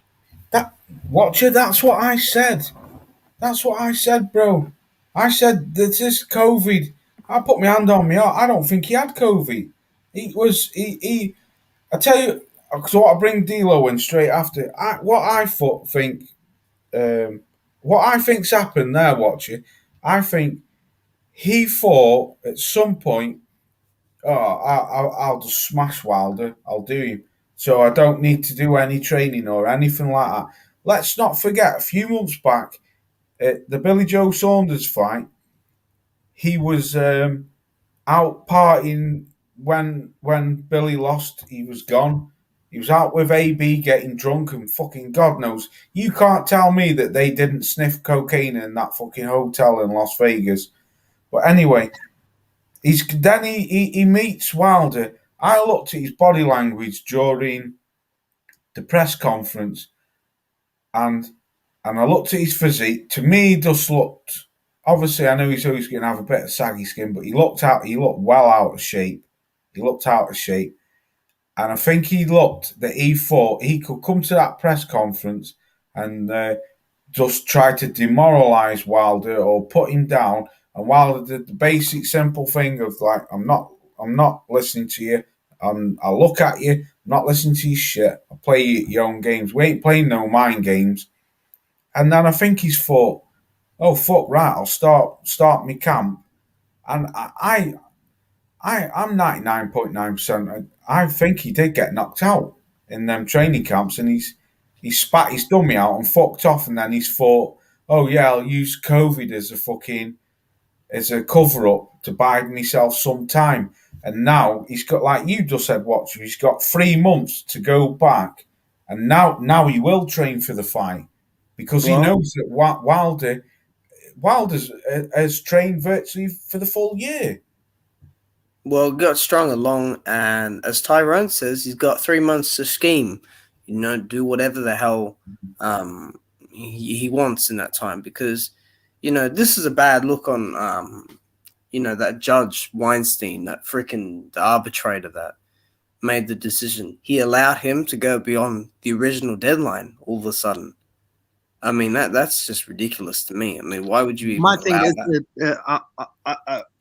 I'm sorry to cut you off, Watcher, but it's mutual. I can't sit up in here and lie. PBC stood back and allowed that as well. There's no reason for them to continue all the way to October. Why did they didn't have to amend the contract. They could have said to the judge, no, the 15th. You stay by the 15th. The judge will say, yeah, I'm staying by the 15th. So they'll have to say the only way they got away with that is because both parties allowed it. Yeah, that's true. Because I heard Shelly Finkel on Boxing Social saying that they have spoken to the judge and they have amended it for the 9th of October. So they did agree with it. And that's the thing that what I don't understand, because we are going off lockdown on Monday. So I believe like people can fly, for Monday. But I don't know if we can fly to America. I think they want British fans to fly over there, but I don't know if they're still banned, because DOG was telling me the other day that the British fans can't go there. I want to add one more thing in as well, because I heard I think I heard Loz before mention Joshua, but how funny, like you know, how people just overlook that as well. You know, when's that announcement coming? When's that fight getting announced with Usyk? I've got that on. Got that on the chart backed up. Yeah. Liar Eddie said last week. He said next week again. He's known to say next week. Well, you can't believe the undisputed Liar Eddie. Remember how people were saying Wilder had lost his pen? Well, has AJ lost his pen? Yeah, watch it. Same thing, bro. That's what I'm saying. It's going down the same road as this undisputed fight. Next week it'll be announced. Next week it'll be announced. Next week it'll be fucking hell. 3 months later, and it's still not announced. D-Lo, what have you got to say, brother?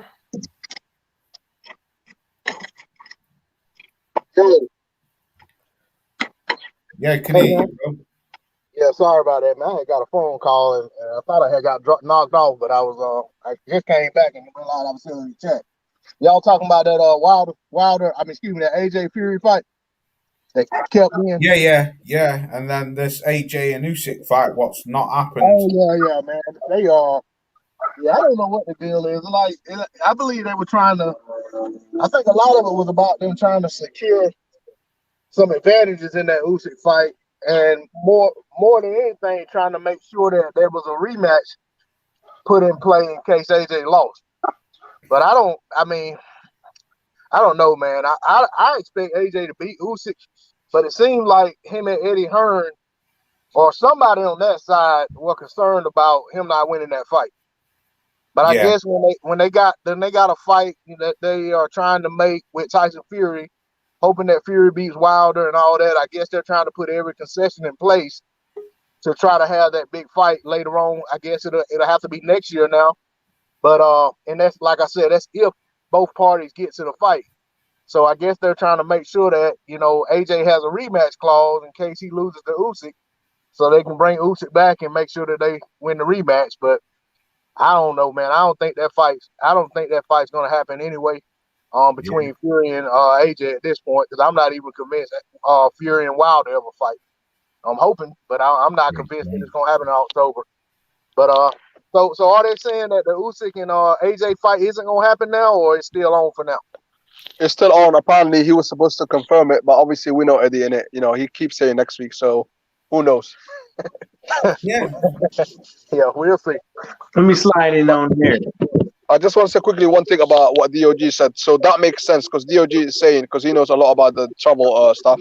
He's saying September, the UK are not allowed to go until September.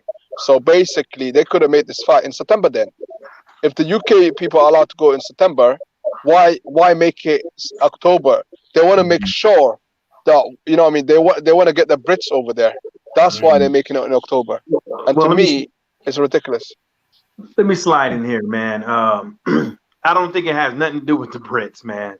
I don't think it has nothing to do with money. And I'm going to tell you why. This dude showed up. The reason why he got the extension was he wasn't going to get the extension off of his word of having COVID, right? Then you hear reports of that, he's asthmatic or whatever the case may be.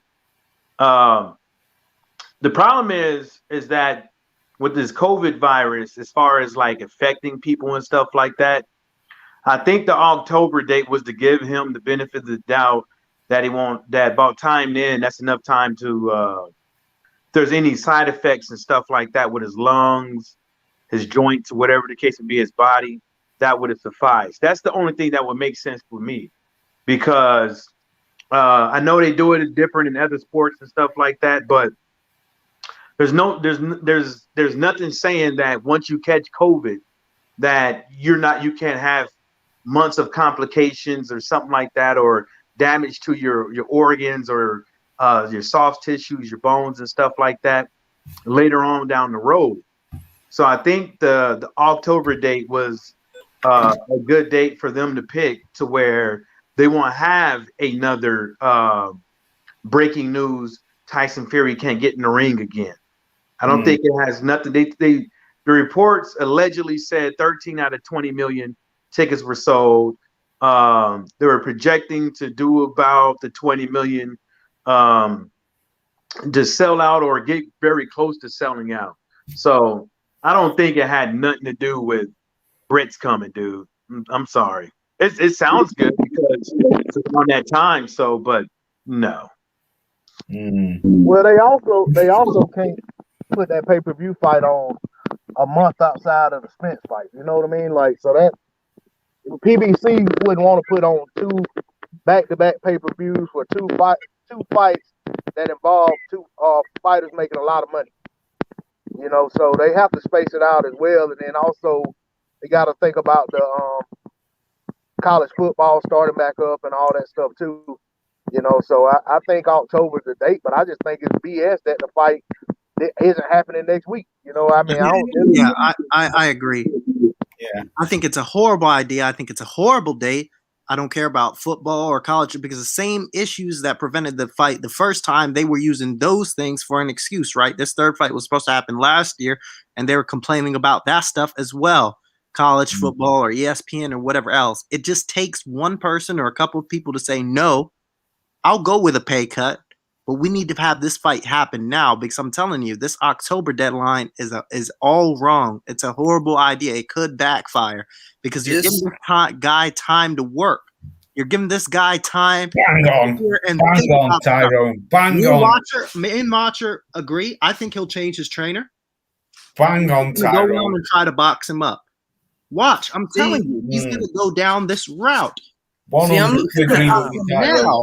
but he's gonna take advantage of this October stuff. Why are you giving people benefits of the doubt? Why are you playing fair with other guys who won't play fair with you? I mean, ESPN. I don't care what anybody says. They knew Wilder was gonna have issues doing that back to back with Ortiz and in the ring. So forget about just the stuff they were talking about. They were plotting the rematch on February 22nd. And they gave him, what did he have? They bragged about it, saying he only has 70 days. He has, his turnaround was so fast. There were so many things going into that second fight. That was a very quick turnaround. That was insane. There were so many issues going into that, and we saw on the night.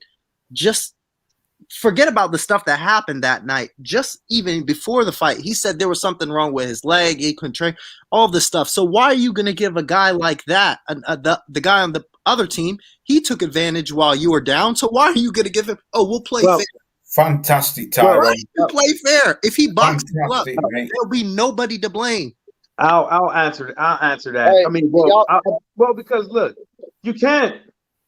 There's no way in hell that the July 24th date was going to happen, right?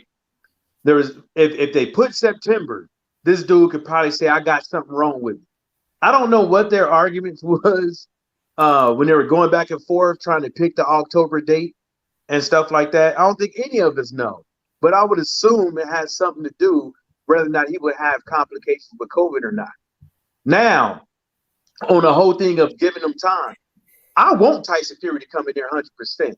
I want Tyson Fury to come up in there the best he has ever been in the day of his life. Because I don't want no fucking bitching and moaning about what type of Tyson Fury that showed up in that ring. I want the fight done right. And I'm pretty sure that's what fucking Deontay Wilder wants. I don't think Deontay Wilder wants a cherry-picked fight. I think he wants this dude in his very best shape that he could ever possibly be in. And that's how I would want it too. I don't want to play the team that I got to play against tomorrow, and we win, and all their key players ain't in there. No, I want my win right. I don't want no shortcuts. I want it like Major Payne said. Do you want it? Do you want to keep it? Do you want to earn it? You know what I'm saying? I don't want no half-ass dry turkey ass shit. You know, I want my turkey leg smoked all the way. You know what I'm saying? So, so I don't give a fuck what Tyson Fury has done. Deontay Wilder not 100%. He didn't know. He knew. They all knew that he was going to be at 100%. Well, with a rematch. It doesn't matter. He ran. I agree. He ran like a bitch. He ran like a bitch. Went towards AJ, so it doesn't matter. But you know that's the heart of a champion. You know, whether or not you have all your artillery and all that stuff, you still willing to get up in there in the ring and prove that to the world. Yeah. AJ. What this also does, it put Wilder in a situation where no matter what happens on his side, he can't pull out of the fight. Because we all know if one of Wilder's arms fall off and he got to get it put back on, he got to show up at the fight. Because if he pulls out, then everybody's gonna say, because they already trying to say. I even saw in the Facebook groups that if Wilder took a fight with anybody else, that meant that he didn't really want to fight Tyson Fury. That if he took a fight between now and October, and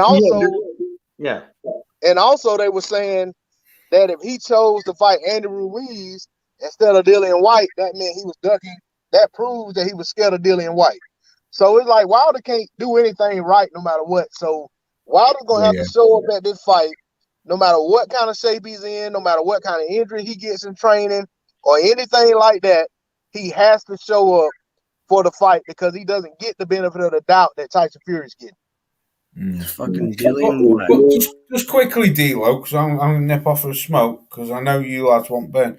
But this is what pisses me off, though, because I read them Facebook groups like you do, and I seen that fucking clown Dillian White calling for the WBC to make a mandatory fight for the WBC between him and Wilder.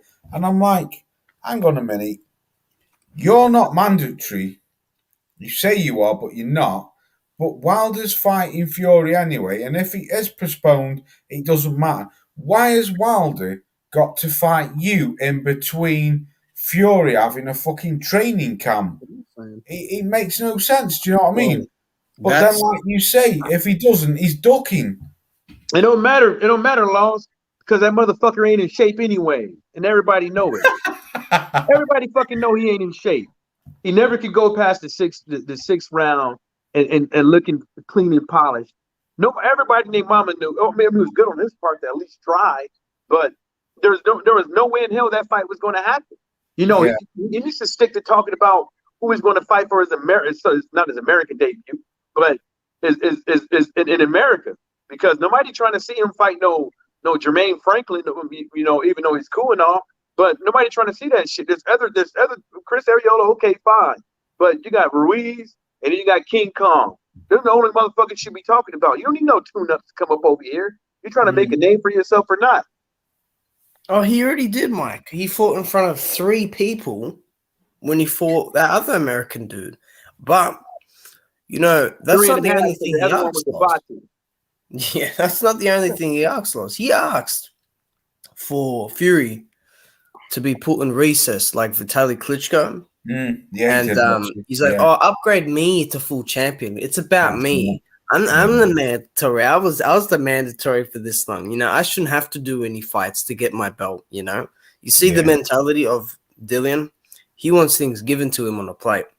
You know, fucking these other fighters, they gotta do everything else. Like I said, I've said it a million times, and I'll say it again. If you're a senior citizen, you will get a fight with Dillian White, unless you know you're actually fit and you're more skilled. You know, like an Usyk or a Luis Ortiz, Marius Vac. No problem there. Lucas Brown, Povetkin twice. There shouldn't have been a second fight, should there? Exactly. But he didn't take care of business. Yeah, and he had his husband, wife, whatever. His husband. Lamar Scott or Lamar Povetkin, Dean White, whatever his name is. Shit. Freaking come in and say, "Oh, lightning struck." No, it didn't. No, you just lost. You just lost. Yeah. And that's it. Do you know what pissed me off though, Watcher, right? I'm sick and tired. I am sick. Yeah, exactly, Dog. Dog's put his White is lazy. Yeah, he is lazy. And do you know what pisses me off about him? I've got nothing against him, but I can't be dealing with the constant fucking moaning. Yeah, the guy does. He moans too much, man. Yeah, Mo, exactly. I deserve this. Like what she said, he wants everything on the plate. You've had your chance. You had the chance to go and fight fucking Luis Ortiz. You turned it down. The chance to fight Dominic Brazil. You turned it down. The chance to go over to Bulgaria and fight Pulev. you turned it down. Oh boy, you if Even you're AJ. do it. Yeah, and then you turned the AJ fight down because you said they lowballed him. He's corny and he uses the It's same crazy. insults. He uses the same exact insults. If he has an issue with somebody, he either says Yeah. they're a coward or they're a crackhead. Yeah. That's all he knows. He doesn't know You know any what, other yeah? word. Remember, I just want to say quickly. I just want to say something quickly about Dillian White. Yeah, quickly, and I'm gonna let you guys talk. Dillian White reminds me of this bully in school, and he picks on somebody, and when he gets beaten up by that person, you know, he goes on and he wants to pick on another person. He just wants to get teach lesson by different individuals. So I think he's scared of AJ because obviously AJ knocked him out. Now he's trying his luck on Wilder.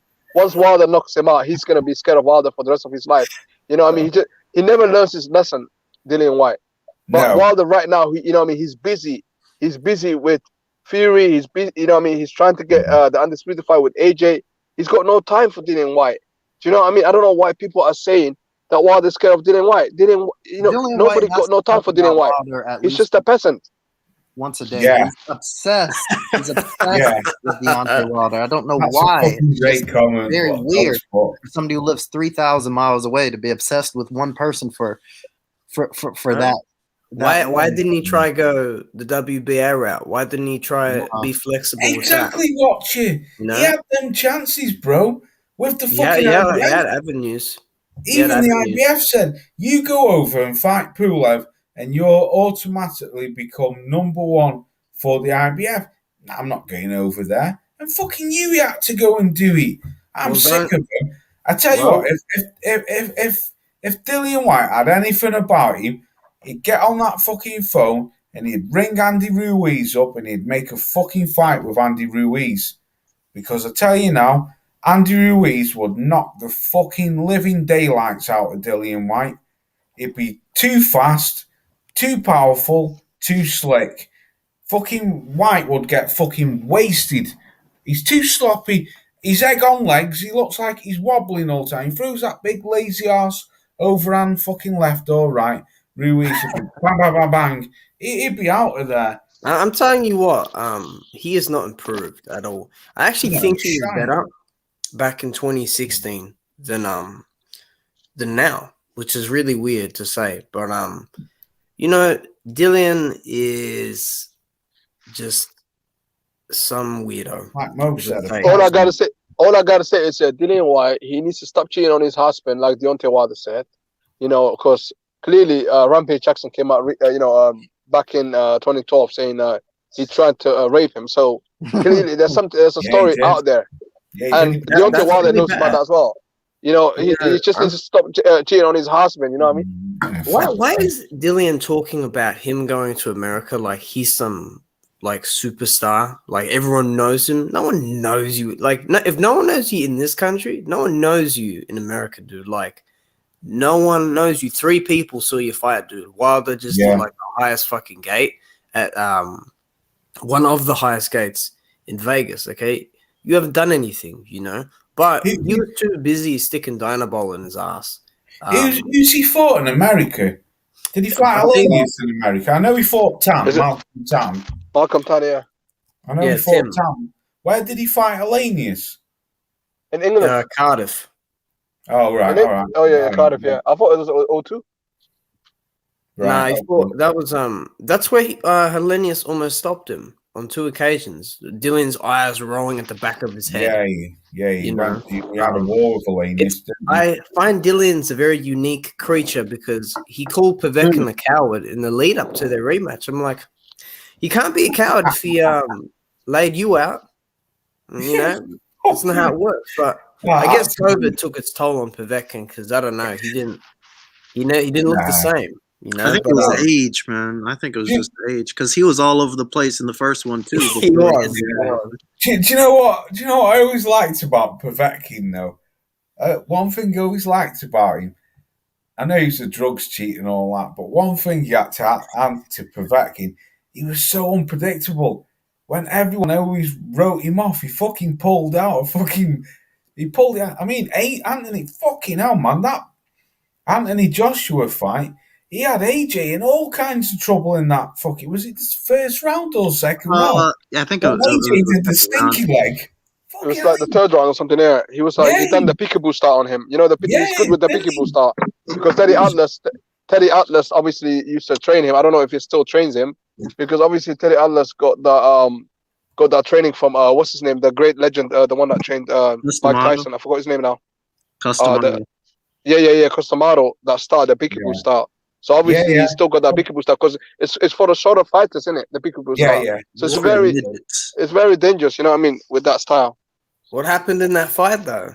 AJ got it done, yeah? He took care of business. That was probably the best AJ I've ever seen him, honestly. That was probably the best one. It was good, yeah. It was very good, yeah.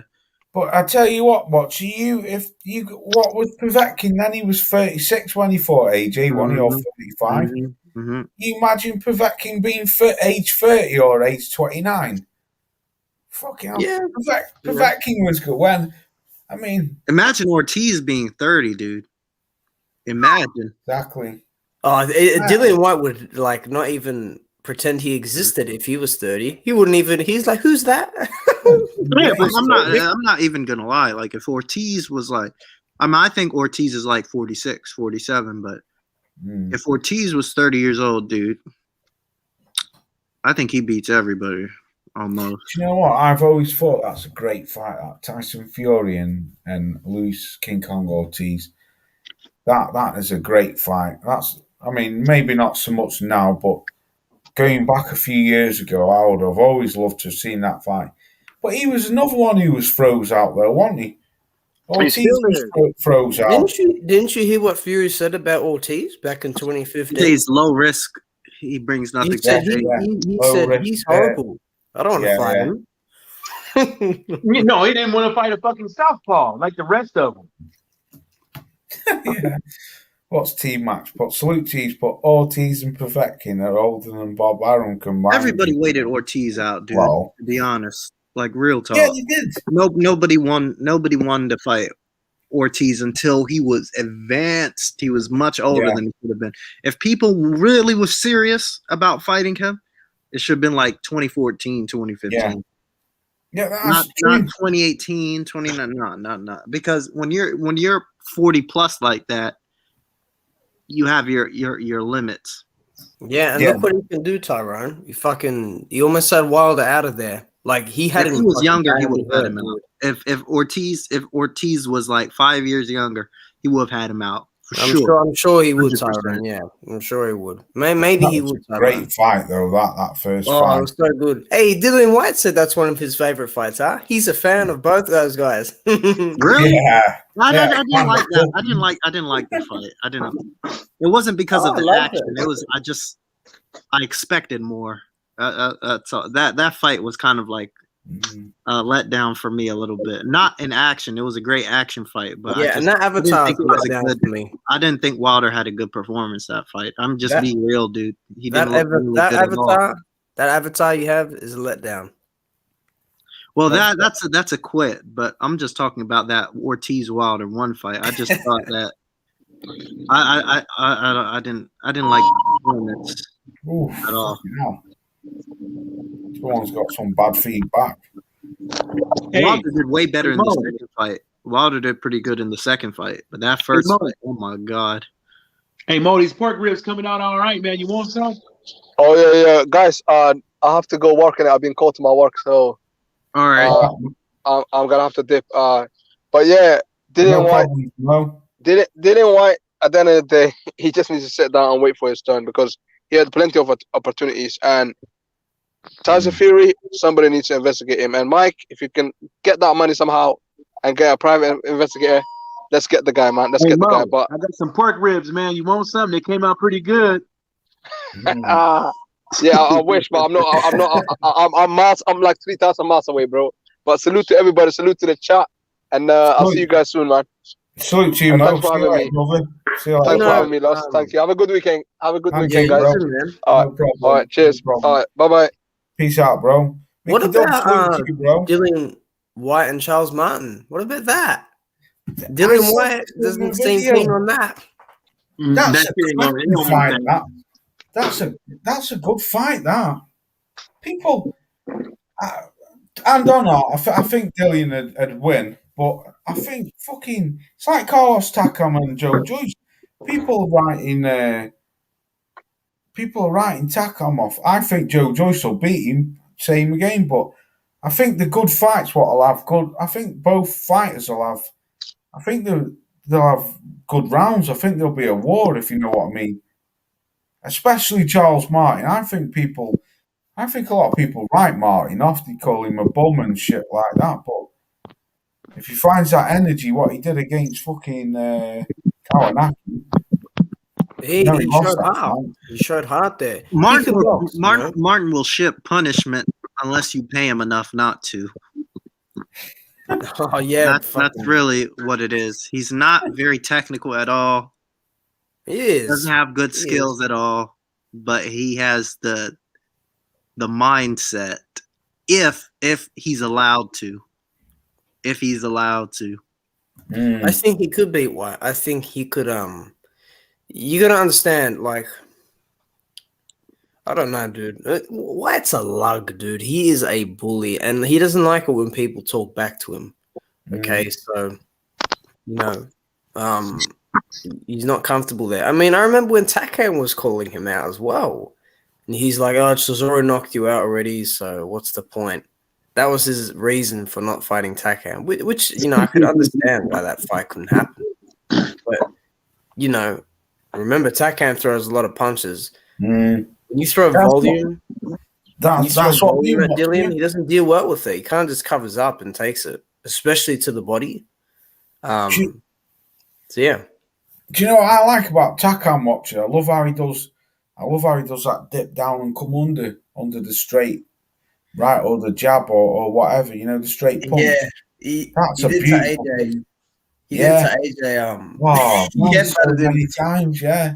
That's when AJ called his own timeout. Remember? Oh, hold on, I've got my nose hurts. Can you please just, Yeah, I think that's a great fight. I mean, Charles Martin, Dillian White. I think that's a good fight.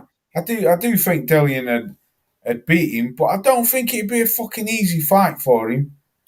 I mean, I don't know. It's hard to say with Dillian because he only corrected something what he should have done in the first place. Don't get me wrong, he's not Povetkin out second time, but he should never have ever have lost. That was a big but Povetkin looked it fucked up. Dillian wouldn't be fazed by trash talk one bit. Yeah, I know, Mick. Yeah, because he likes doing that himself. That's why I think it'd be a good, interesting fight as well. But I wouldn't want to see Martin give it all that like he did against AJ, and then when he gets to the ring, he just gets whitewashed. Oh my god! Can you imagine that? Look, that fight's not going to happen. Dillian White is going to fight Jermaine Franklin, Lulu. Excuse me. And I mean, he's going to fight Jermaine Franklin, dude. Like Jermaine Franklin can't do anything. Okay, he can't do anything with Dillian. All he's got is that big overhand, and he doesn't have one punch knockout power really either. He doesn't punch very hard. And he gets caught every Lulu time with that left hook when he pulls out. He hasn't fought anybody who can hit. You do that against Dillian, you're going to sleep early, man. And that's what it's about. It's just like, look, at the end of the day, Dillian said he wants an easy fight. That's what he said. Okay? Yeah. He said that out of his own mouth. And now he wants to be given championship status. I'm sick of freaking coming across videos of people saying the WBC have screwed Dillian. They haven't done shit but give him opportunity after opportunity. And they're saying, oh, well, if he loses to Ruiz, they're going to say, oh, you can't go for the mandatory spot again.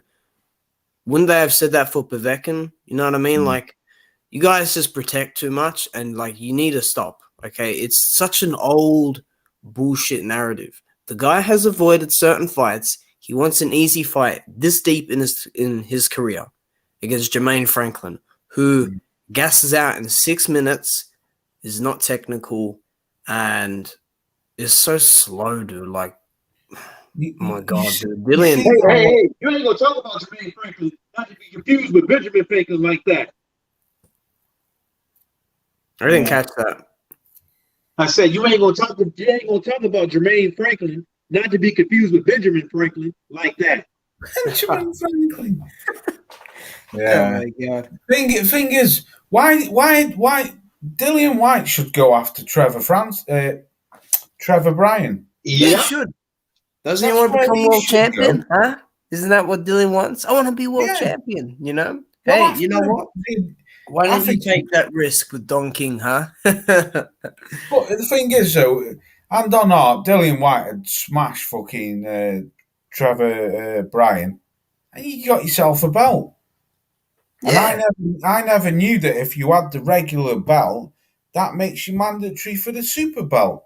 Well, I thought in the super, people don't understand that belt has the lineage. Oh, I know that watch. It's the original first ever world champion belt. It come out before the WBC. Did you know that? Yes. Yeah, the Yeah, WBC but I don't regular. like that's weird, isn't it? Like a world championship belt makes you mandatory. Makes you mandatory for the super. That's weird. You know, but if that's the case, then hey, he can get his get back against AJ, huh? If AJ still has the belts this year, because you know AJ, he likes to fight once a year only because he doesn't want to get the manicure wrecked and everything. So, you know, getting his nails done and all that shit. But do you know what? Yeah, I don't mind. I don't mind any of these fighters, me. But I condole. I don't condole the ducking, and I think. For me, Tyson Fury, I won't say he's ducked him, but, well, he probably has, yeah, because he's used this COVID bullshit as an excuse. He'll never fight him.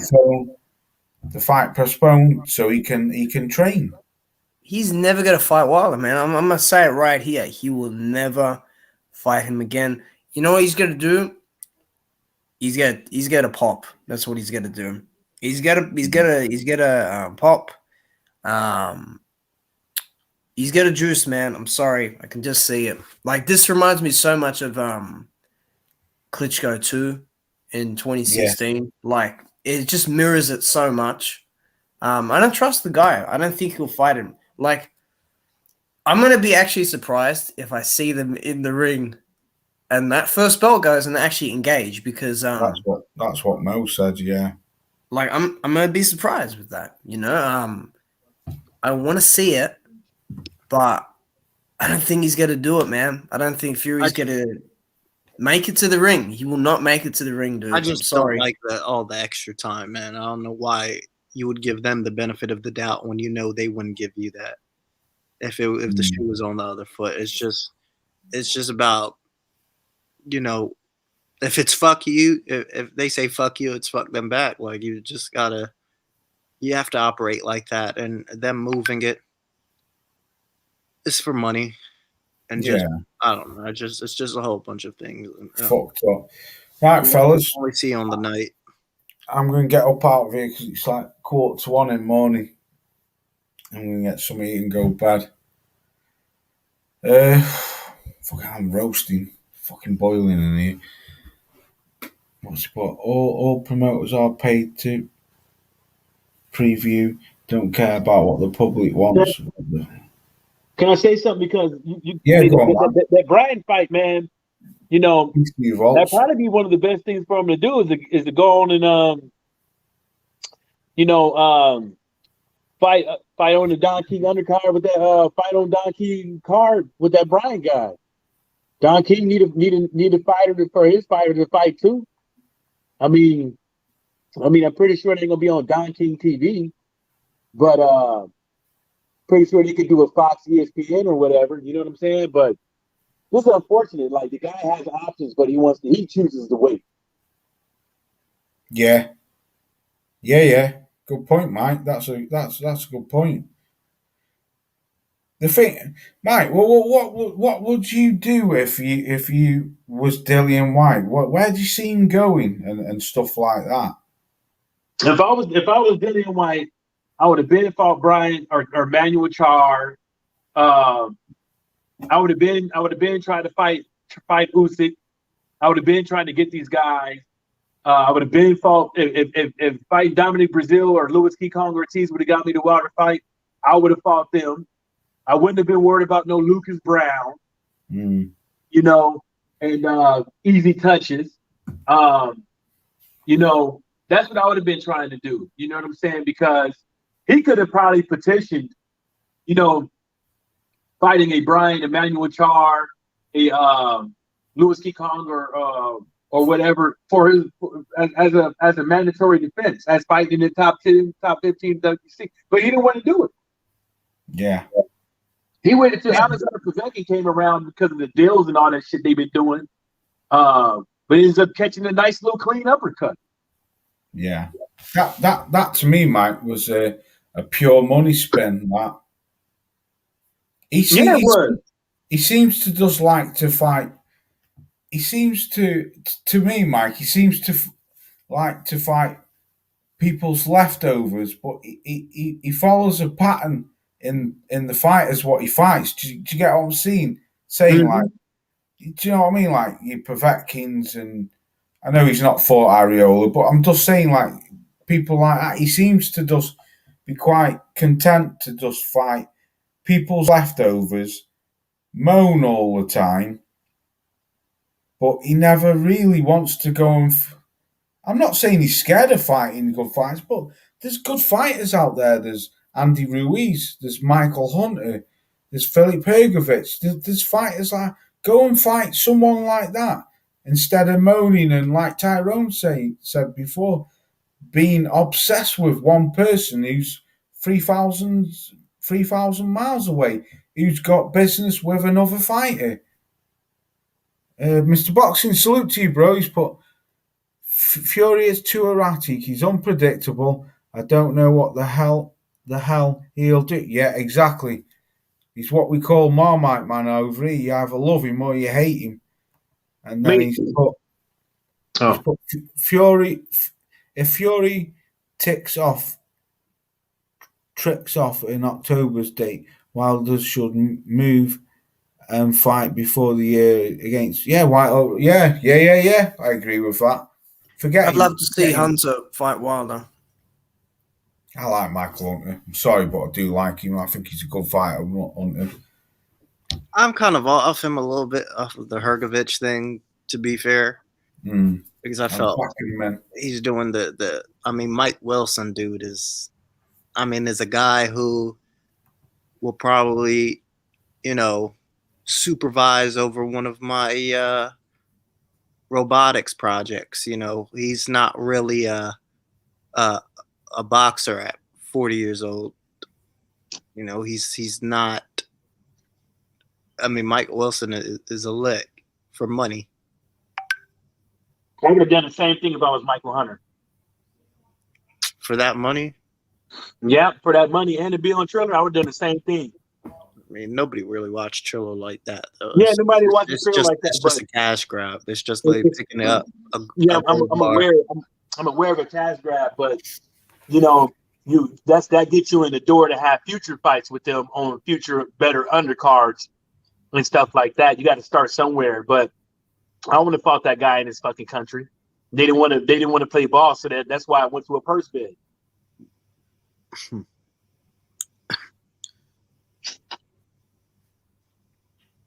Who is Hrgovic fought in the heavyweight division?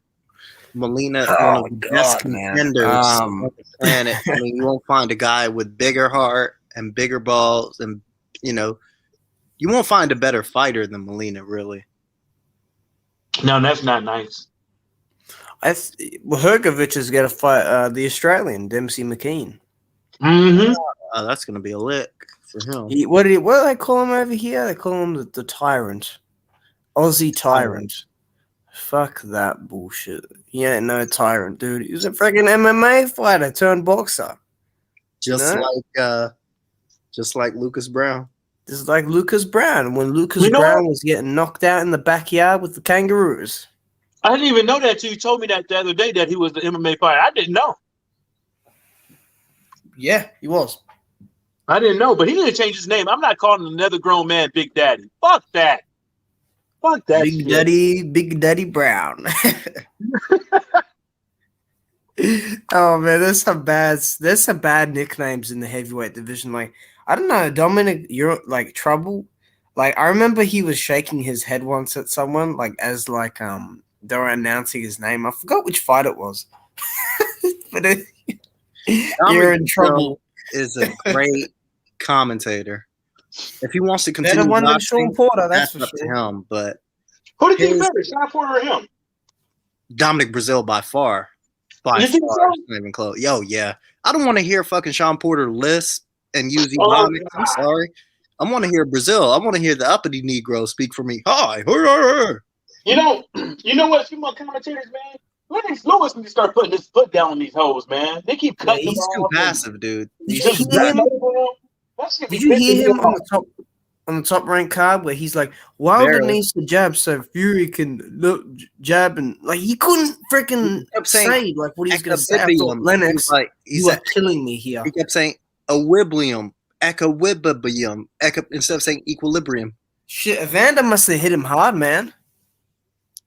Oh no, dude. They've got a Brazil would be good in that commentary spot. That's where I big him up on. I don't think he's all that as a heavyweight fighter.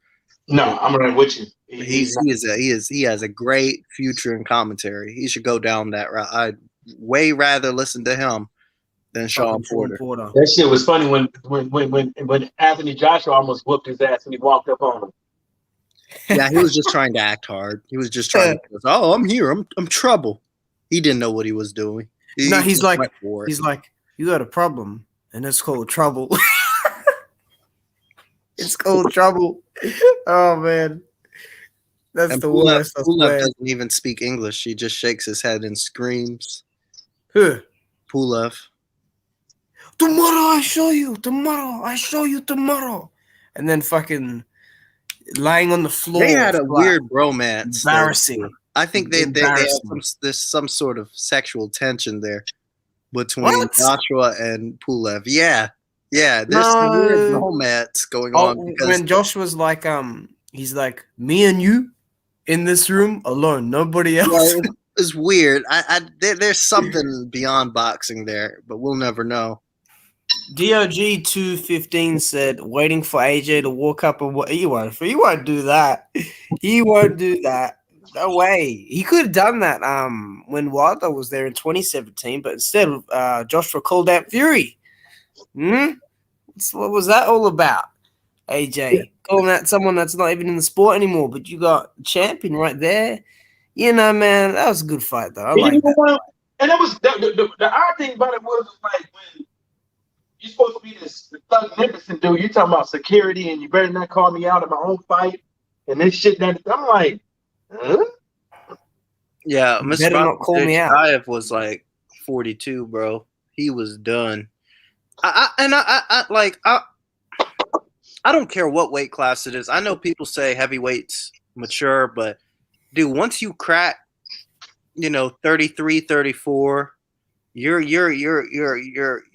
you've kind of passed that peak now. You're on the way down. If your name is not Bernard Hopkins, you're a human being just like the rest of us. Yeah, I mean Tyrone, you're right, but I would just add the genetics in it. If you don't got the genetics, you're an old man in boxing. Yeah, pretty much. I mean, look at Pascal. I know he uses drugs and shit, but look at how he looks at 40. But he's still slow as he's not anywhere near as fast as what he used to be in his early 30s or late 20s. He still has great skill. What? How much time did they give him? 6 years. 6 months, and they took away his belt or something like that. 6 fucking months. Yeah, that's bullshit. That's rematch too. I was interested in that rematch. That's an appropriate time limit. 6 months is way too long. They should give him 2 weeks off and freaking get him back, get him his belt back. He didn't test positive. It was all the fast. They framed him. It was contaminated. Damn. I mean, well, you're right. I mean, that's what's been happening. Wallen, what? Yeah, me and Mr. Boxing, me and Mike were talking about that fight, and I think I left a comment on one of your videos as well. Mike was talking about. You said it was Abel Sanchez was fucking up. I think he was fucking up. I think there was something. He didn't come into shape in that fight. If he gave more of an effort, like it would have been much more competitive because he hurt Wallen in that fight later on, and that was when Brazil was absolutely gassed. He was just like in mud the entire time. I don't know what happened that fight. You're in big trouble, Brazil. Wallen versus Brazil. Brazil didn't come in shape, dude. And he was able to hurt him late. I mean, actually, Dominic Brazil, he can hurt you, but the thing about with him, he's just awkward. It's just like it's goofy. You know what I'm saying? Like the way he stands up, the way he trails you, the way that he picks his angles, it's just awkward. Yeah. You know, I think that Joe Joyce's punches are so slow that they have a tracking number on them for delivery. Yeah, he's slower than Brazil. I think he's still going to knock Takam out. Right hand. You know, my favorite performance of him, though, was, I don't know if you saw it, but he fought a bum from over here, Joe Joyce, called Donnie Palmer. A big for nothing dude. Like, he was 6'8", 350 pounds, titties. He had to have his fucking trunks all the way up to his chest. I mean, he was so out of shape. Joyce just like styled on him, just was like putting the hand out and stuff and hit him with the right hand, and the dude fell. You gotta watch that Donnie Palmer fight. Oh, that's a good fight. Adam Kornacki and Joe Joyce. That'd be a good fight. The battle of no defense is no head movement. I think Joe would steam. I think Joe beat him.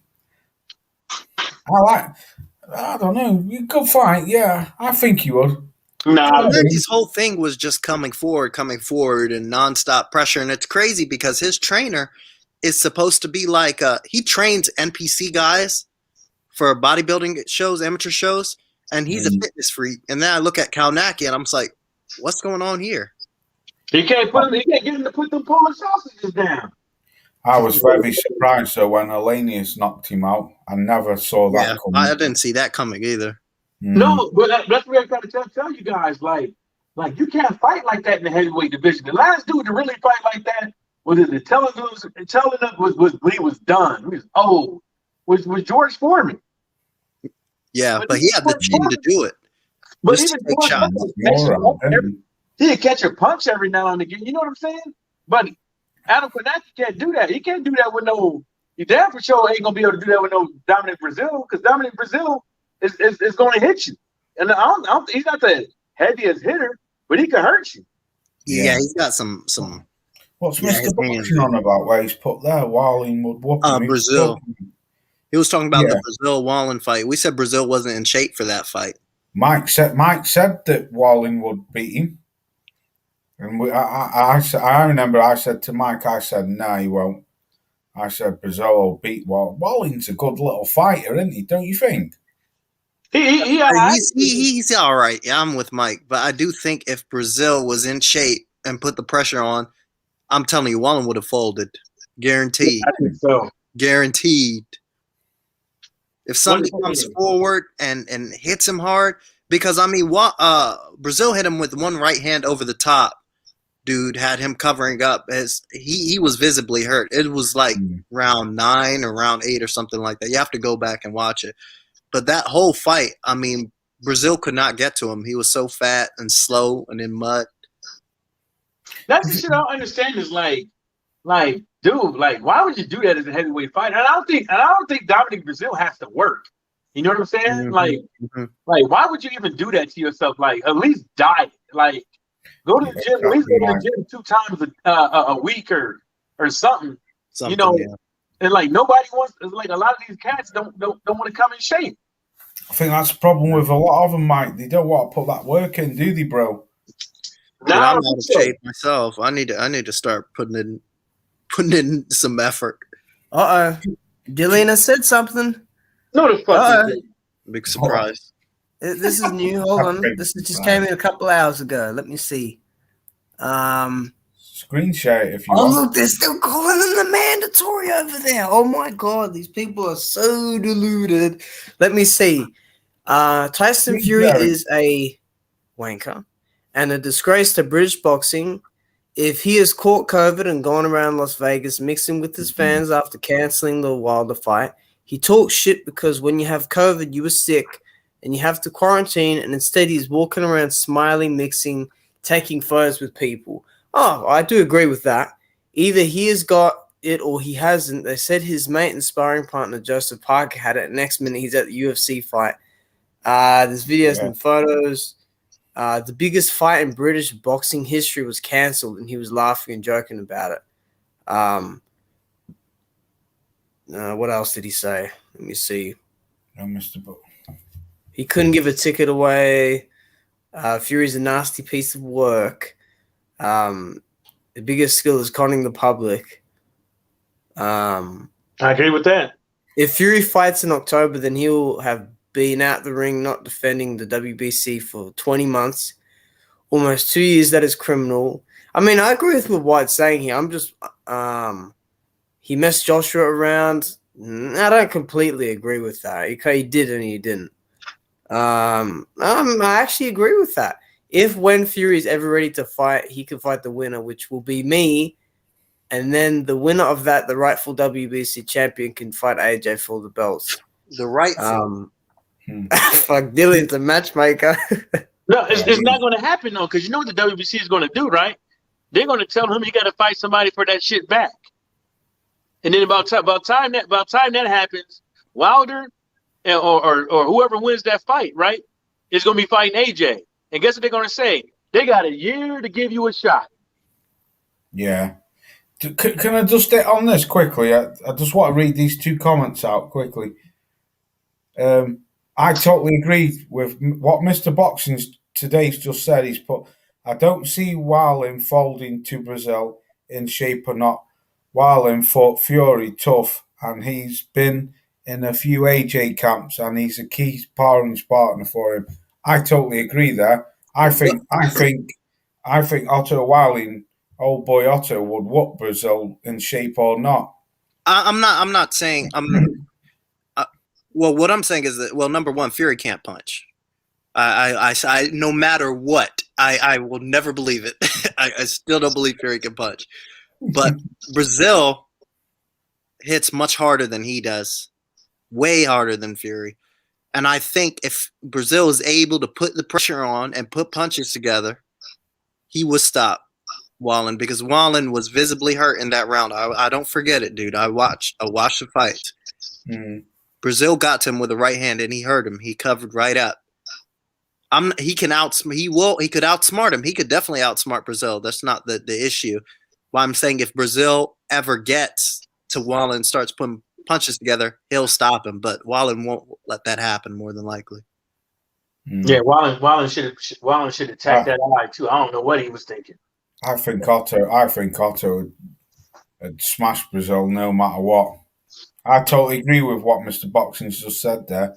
I mean, it makes sense, Laws, but you know, I think the best thing for him, he's mobile too.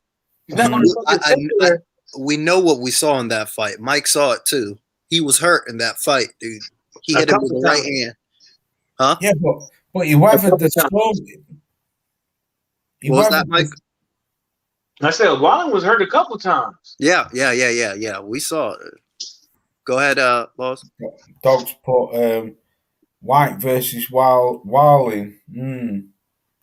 Yeah, another good fight. I think people overlook Otto Wallin. I think he's better than what people think he is. I think he is perceived as God, which is annoying because he's not. He's competent.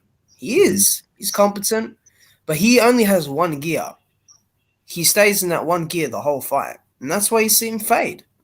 You know, I'll give him the fact that he hurt Fury in the 12th round. You know, but yeah, he did. Yeah, he did a good job in the Fury fight. You know, but yeah. I think people need to settle down on him. He's competent. He's a very competent heavyweight for sure. Got good technique. Doesn't always turn over with his punches, but you know, he's still got his. You know, he's got good punches, and you know, he takes it seriously. He's good for the sport. Yeah, he's good for the sport. You know, Dillian won't fight him because he's not a senior citizen. Simple. Yeah. You see though, this is the problem though, Watcher.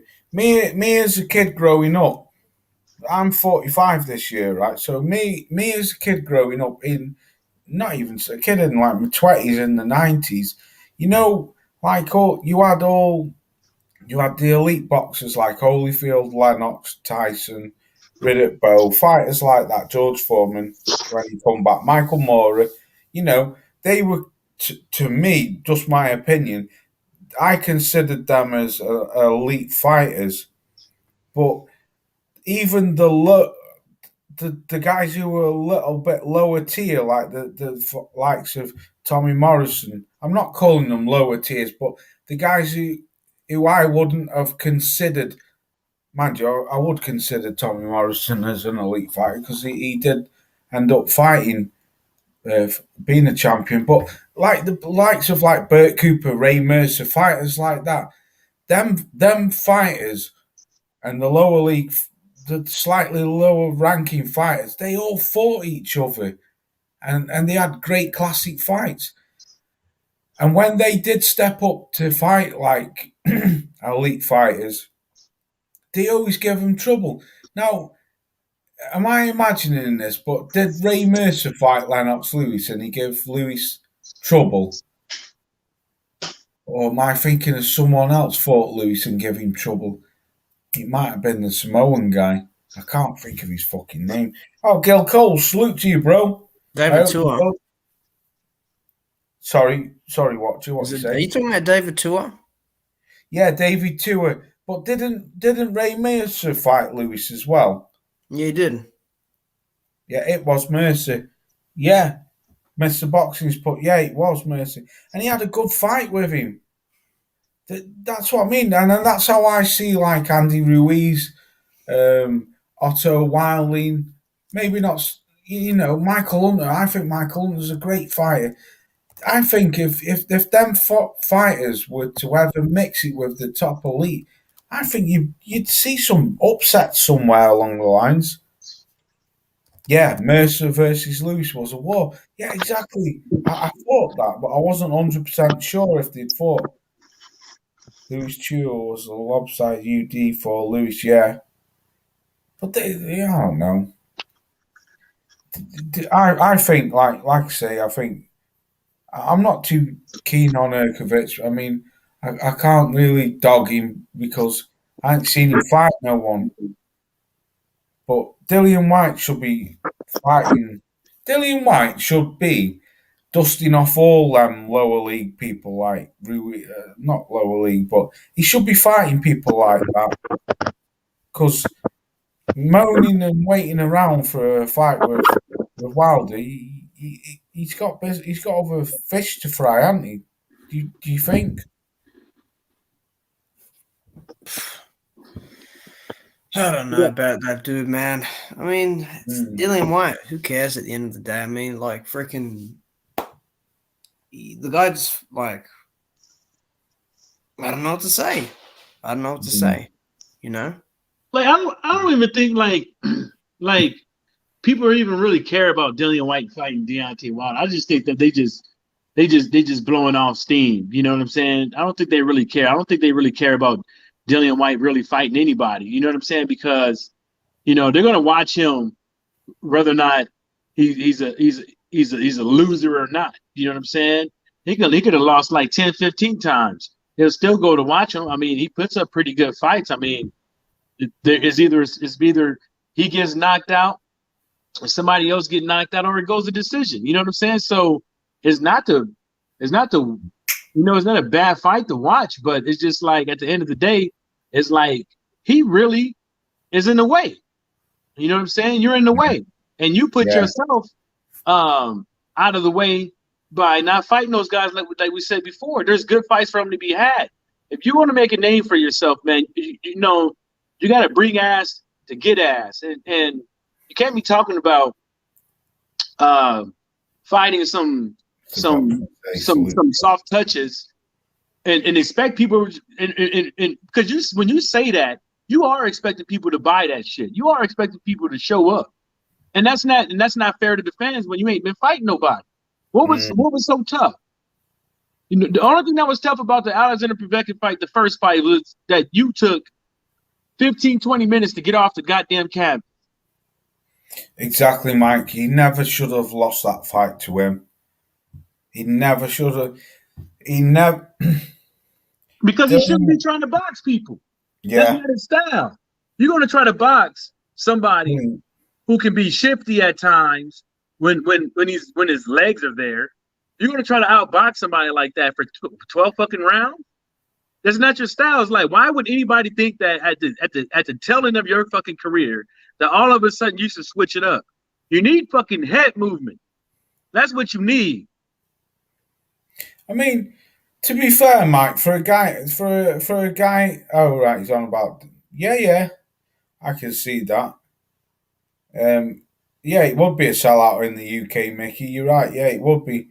And Mr. Boxing's put shit. I care. I like watching White win or lose. Yeah, I do. This is what I mean. I've got nothing against any of these fighters, but one thing with Dillian, what really annoys me with him is the simple fact that when you've had the golden opportunity to go and do it, just fucking do it. Fuck Eddie Hearn. You're not under the matchroom banner. You're by fight contract with him. Just fucking push for something. Stop hanging around and complaining and moaning about Wilder and go and fight. Go and fight Michael Hunter. Beat him. Go and fight Andrew Ruiz. They're all good, very good, credible names to put on your resume. Mr. Boxing's put White as a sucker for the uppercuts. Yeah, he is. Yeah. He's been done twice by that. But that's what I was trying to say, Law's like, you can't go past the 6th or 8th round without huffing and puffing. Why are you trying to outbox anybody?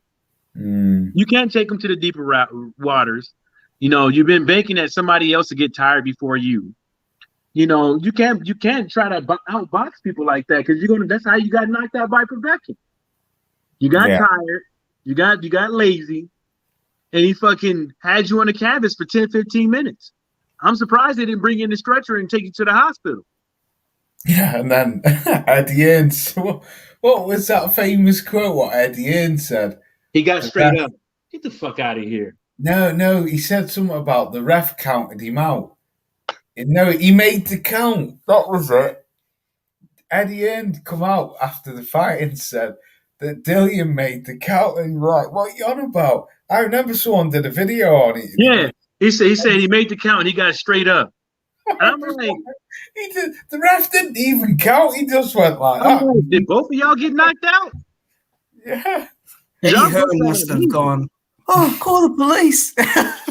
After he got knocked out. No, I don't like fucking shitting on Dillian. Dillian's Jamaican like me. He's got, I don't know, but he's a funny fucker, Dillian. He's funny, man. I think he's ruined his own career by letting Eddie Hearn fucking control him. He should have left it when he first went off to America looking for promoters. He should have signed with someone in the States and just Don King. He was, I gotta allow myself some Dillian White. You gotta fight Brian for the heavyweight championship of the world. I tell you what, if Dillian White would wipe the floor with Trevor Bryan, go after him and get that. I think he'd beat Trevor, but I think Trevor has better fundamentals, and those things matter. They truly do. When was the last time he fought anyways? Who? Well, yeah. Brian? Dustin Cobwebs off January. I'll give a cold salute to you, bro. Yeah, that's what Dillian's best doing now, because I mean all the scenario over the Wilder and Fury. I mean, like this Usyk shit with fucking AJ. None of these, Eddie Hearn keeps saying, yeah, next week, and nothing's happened. For Dillian White, if I was Dillian White, I'd forget about Wilder, I'd forget about AJ, I'd forget about fighting any of them, and go straight after Trevor Bryan. Beat him up, get his belt, and then you've got a little something to make a bark. Do you know what I mean? Rob Sportman's least, but Dillian White knows his limitations. Well, yeah, could do, because he overlooked old boy Povetkin, didn't he? And Povetkin point. Brian fought Stavern a few months back. Who Trevor Bryan did? Must have done it, Mr. Boxing Spotlight. He would never Yeah, miss but Stavern can't get into shape or something, like he can't put the jerk chicken down. Right, I'm going to get up out of here because it's getting really late over here. Delos, but really appreciate chopping up with you fellas. Salute to you, Delo. No problem, Delo. Salute to you, bro. And anyone who's not sub to him, go and sub to him. He's got a good channel, Delo has. I always watch his videos. Yeah, it's good. It's good yeah, stuff. He's got a good channel and he knows his boxing very, very well. Very well. I tell you what, Delo, you should start doing some live streams, bro. Your channel would go straight up through the roof. I thought he did. Shit. I thought he did. AJ vacated. Say again, bro. AJ vacated. Bullshit. No, it's bullshit. I was about to say, ain't that about it? This cornball. Salute to you, Delo. Right, brothers, Mr. Boxing today. Rob Sportsman Lee, Mickey Dub, Delo 404, Watcher, Tyrone always bolts before you say goodbye. I'm gonna go play some video games. Yeah. Mr. MJ Boxing, been a pleasure. And anyone who have missed in the chat, Gil Coles, Will Magic Man, too many to mention. Dog 215. I'm out of here. I'm ready?